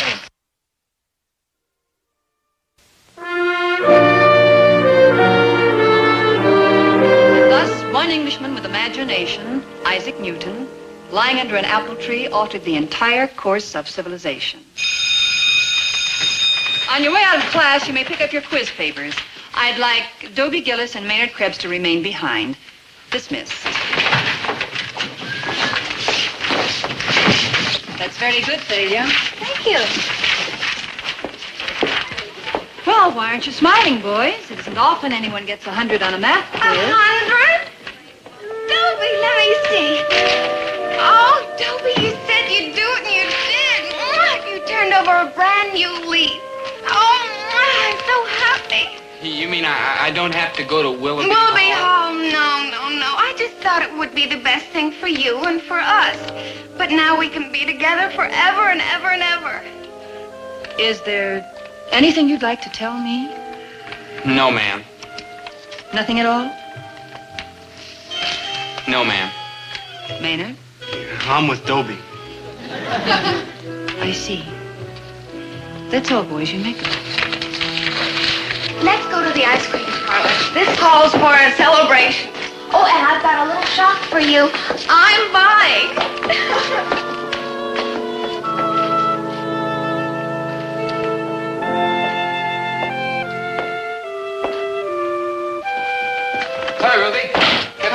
you ready? Oh, what's the matter, Ruthie? I think when Dobie and Maynard were sitting for us, they found the test questions. I think they cheated on the exam. Oh, come on, Ruthie. They look like a couple of nice kids. What makes you say a thing like that? Dobie got 100 on the test. Well, it's possible. And Maynard, too. Oh, the one with the... Beard. Oh, I see what you mean. Well, honey, what are you going to do about it? There's nothing I can do, except never trust those boys again. That hurts, darling. Believe me, it hurts. Mrs. Adams. Mrs. Adams. Mrs. Adams, I gotta tell you something. All last night I couldn't sleep. Not one wink. Yeah, me too. And this morning my mother had griddle cakes for breakfast and I couldn't eat. Not one bite. Yeah, me too. Out in the hall just now, Thalia kissed me and even that didn't make me feel good. Yeah, me too. Thalia kissed you, too? No, but I wouldn't have liked it anyhow. Something on your conscience, boys? We cheated on the test, Mrs. Adams. We found the questions at your house and looked up the answers. Yes, ma'am, that's what we did. Thank you, boys. You've made me very happy. Huh? I'll have to flunk you, of course. This makes you happy? No, Maynard. What makes me happy is to see my faith justified. I've never been so proud of being a teacher as I am at this moment. Thalia, you should be proud, too. You have a fine, sweet, sensitive, wonderful boy. Yes, I have a fine, sweet, wonderful, sensitive boy who's never gonna make a dime. What are you crying for? You wanted the boy to go to Willoughby Hall? Well, he's going. Now, be happy. I am happy. If you can manage a little smile, here he is. Well, I guess this is it. He'll love it there, Winnie. He'll meet a lot of wonderful people. He'll get buddy-buddy with his rich roommate and go to all those fancy places. Oh, he's gonna have a fine time. Hey, go, good buddy. I just couldn't do it. I mean, I couldn't let you go without me. So I played my record player all night long till my old man threw in the towel. You mean? Yeah, I'm going to Willoughby Hall, too. Hey, great. Yeah, but wait to hear the zinger. I call the guy in charge. What do you call him? Warden. Dean. Like that. And you and me, buddy, are roommates. No. Oh, no. Oh, no, Willoughby Hall. That's what this is going to be. Your roommate, you go right upstairs, Ann. I'm working the store, so this could be your roommate. Out. Go in there. Out. I'm back. I'm back. You'll laugh, boy.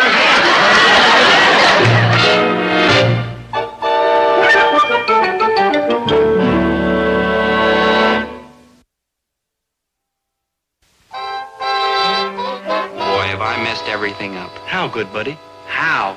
Number one, I flunked math. Number two, I missed out on going to Willoughby Hall and making all those contacts. Three, I lost Thalia. Yeah, but you still got me for your buddy-buddy. No offense, Maynard, that was number four. 5.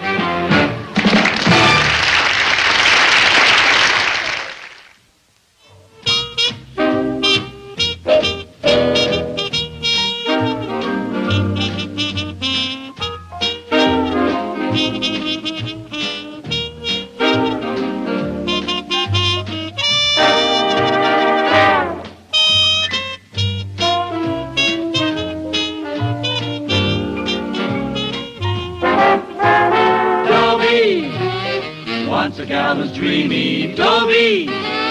Once a gal was creamy, Dobie. Once a gal to call his own. Is she blonde? Is she tall? Is she dark? Is she small? Is she any kind of dreamboat at all? No matter, he's hers and hers alone. 'Cause Dobie has to have a girl to call his own. Once a gal was dreamy, Dobie. Once a gal was creamy, Dobie. Once a gal to call his own. Is she blonde? Is she tall? Is she dark? Is she small? Is she any kind of dreamboat at all? No matter, he's hers and hers alone. Dobie. There used to be a lot of pigeons in this park. Now there's only one.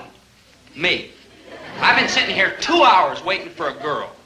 Thalia Manager. Girl? What am I saying? She's not a girl, she's a cash register. I've had it. 2 hours is long enough to wait for anybody. I'm going to give her just exactly 1 more hour. If she isn't here by then, I'm through. Here he is, Chatsworth. I'll get rid of him in a hurry. See that you do. Yes, Chatsworth. Quickly, I haven't got all day. Thalia, my Don't be. love. I'm sorry I'm late. But Late? something You're not late. unexpected Come came sit down. up, you Yeah, I see. can see that. And, Well, never mind. Come sit down. Well, that's what I'm trying to tell you. I can't. Why not? Because I'm going out with him. But you've got a date with me. I know, Dobie, and I wouldn't dream of breaking it if it weren't for something important. Like what? Him. What's Chatsworth Osborne Jr. got that I haven't got? Chatsworth Osborne Sr. But he's too old for you. He's 22 if he's a day. I know, but he's so dominating. You mean rich? How many times must I tell you that it's not money that really counts, it's strength I want. Well, I can lift my own weight. I mean strength of personality. You see, money is just a symptom, but strength is it. Uh-huh. You see, and it's the positive thinking and power and domination in any relationship between a man and a woman. You see, one partner must dominate. Now tell the truth, Dobie. Could you dominate me? Well, I certainly can. Sit down. Sit down. Won't you sit down, please, Thalia, baby, honey? Goodbye, Dobie. Yeah, how about tonight? No. You're going with him, huh? But I can't help but he's dominating. But he's too old for you.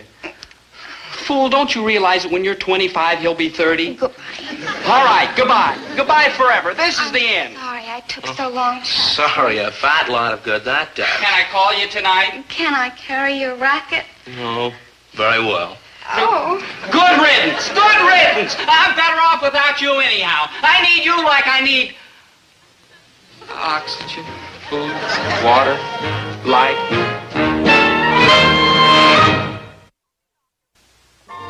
We won't be long, Dobie. We're going down to the bank.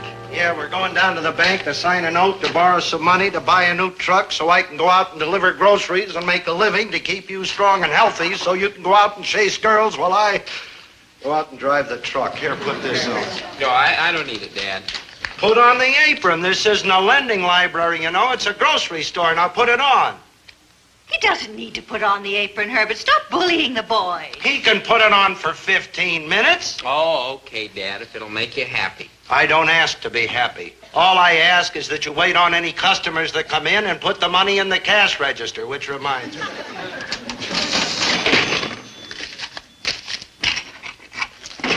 I'm leaving you 5 singles and $3 in change. You think you didn't trust your own son? I'm trusting him with $8. I'm trusting him if he makes a sale to ring it up on the cash register. And if he don't, I'll break every bone in his head. No, Herbert.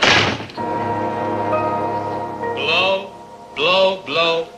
Blow up, sea winds, along Paumanok's shore. I wait and I wait till you blow my mate to me. Oh, past, oh life, oh songs of joy. In the air, in the woods, over fields. Love, love, love, love, love. But my love no more with me. We together no more. Oh, failure, failure. Oh, hi, your homework. Walt Whitman, he was a poet. When lilacs last in the dooryard bloom. You like him too? A sublime master of the muse. Me too, I think he's the most. Ah, I mourn his passing. He was one of my dearest friends. You're kidding. You don't look that old. Dad, my boy, an exercise in the power of magnetic thought. Oh. Professor Dobkin, MPS. Initials stand for Master of Parapsychological Science. Oh. I do not boast, I merely present my credentials. Pleased to meet you, Professor. I'm Dobie Gillis. Dobie Gillis. Uh-huh. D-O-B-I-E, capital D, 1B, capital G, 2 L's and an S. Yeah. Very good. Congratulations, my boy. A splendid name. Thanks, but I didn't pick it. 5 consonants, 6 vowels. A wonderful combination. But if I may suggest, I would add a capital K. Dobie K. Gillis. What for? Well, you see, the K is the symbolic balance between the D and the G. Oh. I explain all this in my lecture. You've heard my lecture, of course. Oh, no, sir, but I'd sure like to. When is it? Well, I'm not quite sure. You see, I haven't been able to find a hall. Temporary lack of funds. Just temporary, you understand. Oh, well, I understand lack of funds. But in the meantime, you could be studying my books. What books? In this case, Dobie K, I have the wisdom of the ages. Yeah? But wisdom, my boy, is power. Power can be evil as well as good. How do I know that you wouldn't use this power to amass a fortune for yourself or sway to your will the multitudes of women who could not resist your personal magnetism? Women? Dominate women? Girls, too? Oh, girls would be your abject slave. The briefcase, Professor. Open the briefcase. This handsome deluxe edition in all leather binding, together with the free encyclopedia in 10 volumes, is published by none other than the Society for the Promulgation of Parapsychological Science, under the copyright of the government of the United States of America. It sells regularly for $187.50, hardly the cost of publication. Well, I can see it's a bargain, Professor. You know, Dobie K, I wouldn't sell you this set, not even if you begged me. No? Why not? Oh, my boy, you're not ready for it. No? But I'll tell you what I will do. What? If you'll promise to study. Oh, I promise, I will promise. let you have volume 1 in this paperback edition for the ridiculous sum of $2. $2.99. Yeah, 99 cents. Here you go, Professor. Thank you, my boy, thank you. The 10 Golden Rules to Success. Yeah, where's the part about the women? It's all in the book, my boy, it's all in the book. The Earth is a vast terrestrial magnet pulsing with the forces of cosmic derivation. Professor, I don't understand one word of it. It's all so simple, Dobie K. What is the power, my boy, that turns this Earth? What is that vast power? Did I hear you say electrical magnetism? Right! Under your feet are vast magnetic currents. Now, all you have to do is to connect your personality with that vast magnetic power. Oh, I'd like to. How do I do that? It's so simple, Dobie K. It's all in the book. Yeah. Now, in order to connect yourself with that vast magnetic power and make your personality absolutely cosmically irresistible, Dobie K. Gillis, born December 12th. December the 12th, must stand, let me see, yes. Yes. 2 degrees south of north by northeast, right there. You mean I just stand like this and I can dominate girls? No, Dobie K. You must place the dominee. Dominee? The person you're going to dominate in the receptive listening position. What's that? Well, in your case, it would be, let me see, when you were born when? December the 12th. Yes, well, in your case, it would be, yes, let me see, 45 degrees south by north. Right here. You mean I can dominate you now? Yes, I'm your utter slave. Commander. I don't know. But just tell me to do anything at all. Raise your right hand. Wow. Anything else? Yeah. Raise your left hand. Oh, boy, wait till I get that failure manager. Aren't you going to release me, Dobie? Oh, yeah. Put him down. Be careful how you use that magnetic power, my boy.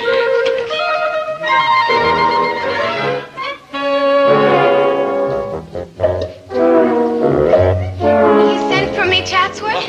Yes, I'm glad you made it. Look, we're not going out tonight. We had a date. Look, don't you hear well? I said we're not going out tonight. Why? Thalia, baby, you wanted a dominant male, didn't you? Yes. What does a dominant male do? He dominates. That's right, he dominates. Does he apologize? No. Does a dominant male explain? No. Does he come crawling? No. All right, let's bear that in mind, shall we? I don't explain, I don't apologize, and I don't come crawling. I told you we weren't going out tonight, and that's all you need to know. I'm a dominant male. Got it? Oh, the nerve of some people. Stand up! You are not going out tonight with Chatsworth Osborne, Jr. You are going out with me. All right. You mean you will? I said I would. Well. Raise your right hand. Boy, are you kooky. Pick me up at 7. I could have made her raise her right hand if I'd wanted to. It's just, well, I don't like to abuse this new magnetic power. Oh, my, you look nice, dear. Thanks, Mom. I've got a date with Thalia. Isn't that wonderful? Yes, it is. Wonderful? It's marvelous. You make me proud and happy, son. And tonight, while I'm in that back room unpacking that load of canned goods, every once in a while I'll stop and I'll say to myself, my son has a date with Thalia Menninger. Nah, Dad, you're okay. You're my kind of guy. I'd like to be your kind of guy, but somebody's got to work around here.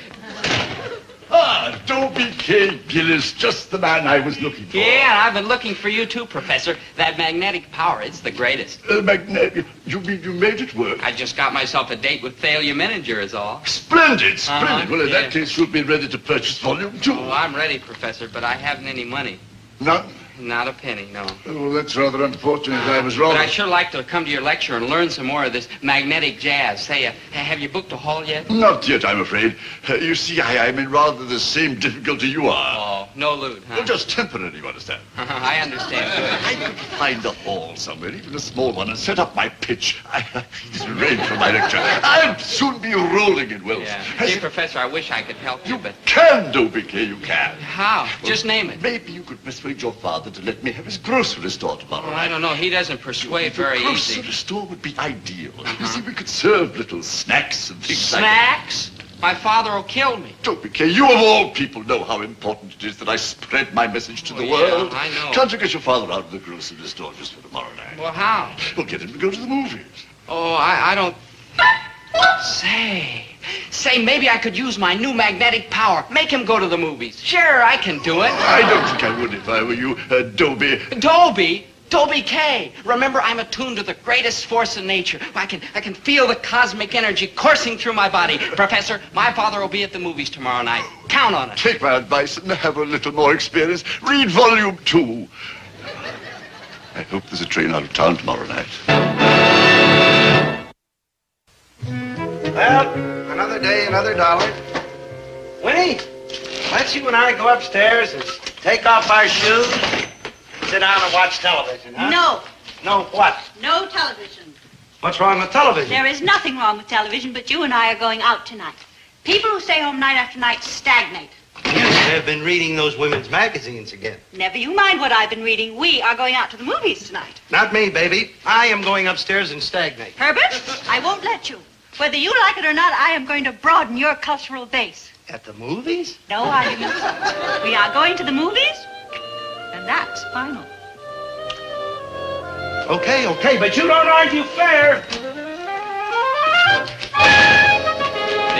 Dad, turn this way, will you? Hey, what do you think you're doing? Oh, I'm putting you in the susceptible listening position. What? Just a little more. That's fine. Now listen carefully. You are going to the movies tonight. Okay, I'm going to the movies. Well, everybody get off my back.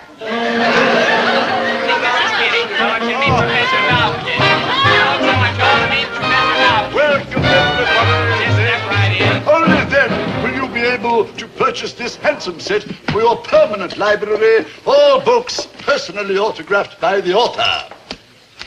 Hey, Dobie. Got any more of these potato chips? Oh, yes, madame. Let me read to you the table of contents. Chapter 1, diet and exercise and the power of magnetic thought. 2, love, the cosmic influence. 3, men, women, and... No, I see we're a mixed audience here. I will leave you to read the table of contents for yourselves, ladies and gentlemen. Dobie, the first ones were saltier. Haven't you got any of them left? You had to broaden my cultural base. But why leave in the middle of a feature? Some feature, the monster who devoured Cleveland. Well, I thought it was, different. Well, it was different. The monster devoured Cleveland in one go. Not section by section or suburb by suburb. No, he ate up the whole city in one big mouthful. Oh, and those kids in the audience smooching and lollygagging all over the place. That wasn't a theater we were in. That was the Tunnel of Love. Now, Herbert. I don't have the key upstairs. We'll have to go through this door. And when they weren't smooching, they're eating peanuts, popcorn, chewing gum, potato chips. I felt like I was sitting in the middle of a delicatessen counter. Well, they have a right to eat. Only after you have finished reading. It's all right. Dobie's here. You're a little late, folks, but come in. You're welcome. Dobie, get rid of these freeloaders now. I'm going to take care of you. No, Dad. What? Dad, don't make me put you in the susceptible listening position. What? Don't make a scene, dear. These people are our customers. Herbert Gillis, you will be quiet. You will let these people stay here because I, Dobie K. Gillis, command you to. Okay. Good. This fine young man will now pass among you. If you feel weak, debilitated, badly used and put upon, Would anyone simply care to buy a give copy this of young man this book? a paltry sum of $3.99, and the key to success is yours. Read it, ladies and gentlemen. Mom, buy a book. Please buy a book. The Power of Magnetic Thought, only $3.99. Please buy it, Mom. Dear, this please, is nothing to swindle. Please. Oh, thank you. Winnie. Thank you. Why? Thank you, madam. Thank you very much. Now, how about the rest of you ladies? You husbands, doesn't happiness mean more to you than the insignificant sum of $3.99? Ladies, what can you buy for $3.99? Cold cream, face powder, lipstick. Ah, foolish ladies. In this book, you will find the beauty secrets of Cleopatra, the siren of the Nile. Cleopatra didn't have a beauty shop to go to, yet she knew how to reduce the mighty Caesar to helpless idiocy and make the great Mark Antony her devoted slave. And how about you gentlemen, you pale, puny men? Wouldn't you like to increase your vitality, win new friends, find better jobs, get rid of those pot bellies, all for the insignificant sum of $3.99? Well, what are you waiting for? Get your copy now.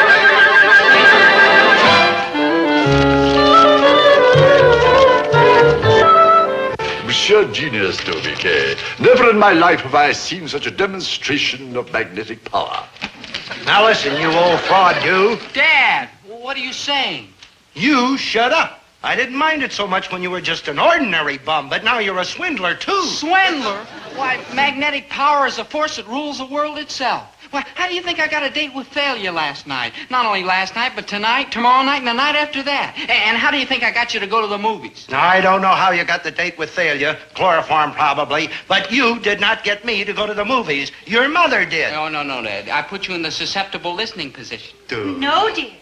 Getting your father to go to the movies was my idea. It was all arranged before you came in. It was? Hello? Yeah, he's here. It's for you, Sven Galley. Hello? Hello, Dobie. Thalia. I'm not going to go out with you this evening. But you promised. I know, but Chatsworth Osborne Jr. just dropped in. Oh. So I won't be seeing you tonight. Oh. Or tomorrow night, or the next night, or the next night. Chatsworth Osborne Jr.? I'm sorry, Dobie. But what can I do? He's a dominant male. Yeah. Professor, all that stuff about magnetic power, it's not true, is it? All right, tell him. Your father's right, Dobie K. It's a fake, all of it. I'm sorry. Thanks a lot. My book's a fake, Dobie K., but you are not. Forget all that nonsense about magnetic forces. Your power is in yourself. I saw it at work tonight. Believe me, son, sincerity like yours doesn't come along very often. That's your power, Dobie K., the truth inside of you. Just a minute. What are you selling now? I'm not selling anything. I'm buying. I'm buying wisdom from this beardless youth. You taught me a lesson tonight, son. You taught yourself one, too. Believe in yourself and the world is yours. Well, maybe you got something there. I've got everything there. You'll get what you want in this life, Dobie, because you're true and loyal and honest. Have faith in yourself, my boy. Truth is the greatest power of all, and you've got it. Never doubt it, Dobie. Never. Juanita, be my own.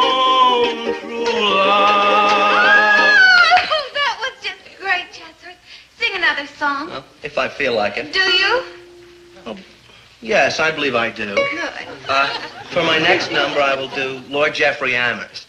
It's an Ivy League song, you know. Oh, Chatsworth. I'm about to sing. Oh, Lord Jeffrey Amherst was a soldier of the king, and he came from across the sea. You! Me? Out! My dear young lout, you know what you're saying? I'm saying out. Oh, this is so exciting. Go ahead. Are you looking for a fight here? Do you want to fight? I'll fight. Oh, I know you're intercollegiate boxing champ, and I know you'll knock me down. But each time you knock me down, I'll get right up and take another swing at you. And finally, you'll get tired knocking me down, and then I'll knock you down. Because, and hear me good, Chatsworth Osborne Jr., there's no way in the world to beat a man who doesn't care if you kill him. And I don't care, because if I can't have failure, I just as soon be dead. So come on, let's fight. Well, I think not, Dobie. Then out. Just one moment, please. Are you sure you know what you're doing? Out. All right, I'm leaving. I just wanted to make sure that you're sure. About what? About what you're doing. I know what I'm doing. I'm fighting for the woman I love. Oh, yes, that's fine and very noble, I'm sure. But in order to have this woman, you must dominate her. Do you think you can? Of course I can. Now stop, Gillis. Stop and look. Is this an ordinary girl? No. She certainly isn't. No. She's a hardhead. Now, just a minute. Oh, hush up. I'm trying to help you. This girl, as I said, is a hardhead. In fact, I'd say she's one of the truly hardheads of our generation. Can you deny that? No. As a matter of fact, I sort of agree with you. Thank you. Uh-huh. Now, in order to dominate a head as hard as Thalia's, you must have even a harder head. And no offense, Gillis, but your head is a little soft. It is? In fact, a little spongy. It is? Now, the trouble with you, Gillis, is that you're basically a decent sort. Colorless, but decent. Simple, good, honest. Thanks, Chatsworth. I appreciate that. Well, don't. Don't what? Don't appreciate it. I'm giving you bad news. You're a nice guy, Gillis, and nice guys finish last. Well, what do you mean? I mean, and let's not split hairs, Thalia is a rat. Yeah? Yes, she is. She certainly is. Mm-hmm. And in order to dominate her, you've got to be even a bigger rat like me. That's why I'm telling you in all sincerity, leave, Gillis. Leave, run, flee, escape before this monster grinds you up. Chatsworth, I thank you for your good advice, which I am not taking. She's a monster. Yes, she is. She's a monstrous monster. But I have heart and trust and faith, and I believe in myself. And I believe I can dominate Thalia. And if I believe I can, by George, I can. So take your mandolin and get out of here. Ukulele. Out! Dobie, you are so dominant. And you're so rotten. Listen, if you want to be my girl, you'd better mend your ways, because I'm decent and loyal and true, and I'm not wasting my time with anybody who isn't worthy of it. Yes, Dobie, darling Dobie. Also, I'm thirsty. My dominant man. I'll go make you some lemonade. Yeah, and be quick about it. Okay.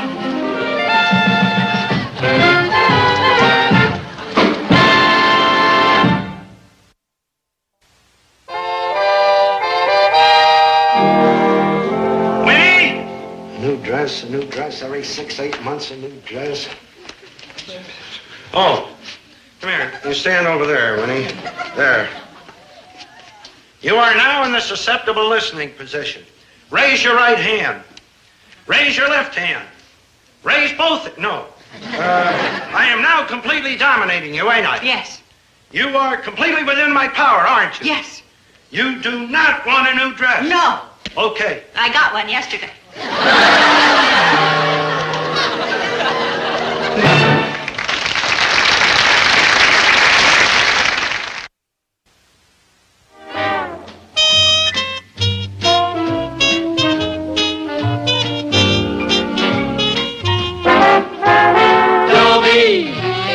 Once a gal was dreamy, Dobie.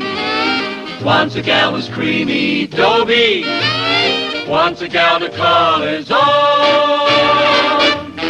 Is she blonde? Is she tall? Is she dark? Is she small? Is she any kind of dream or at all? No matter, he's hers and hers alone.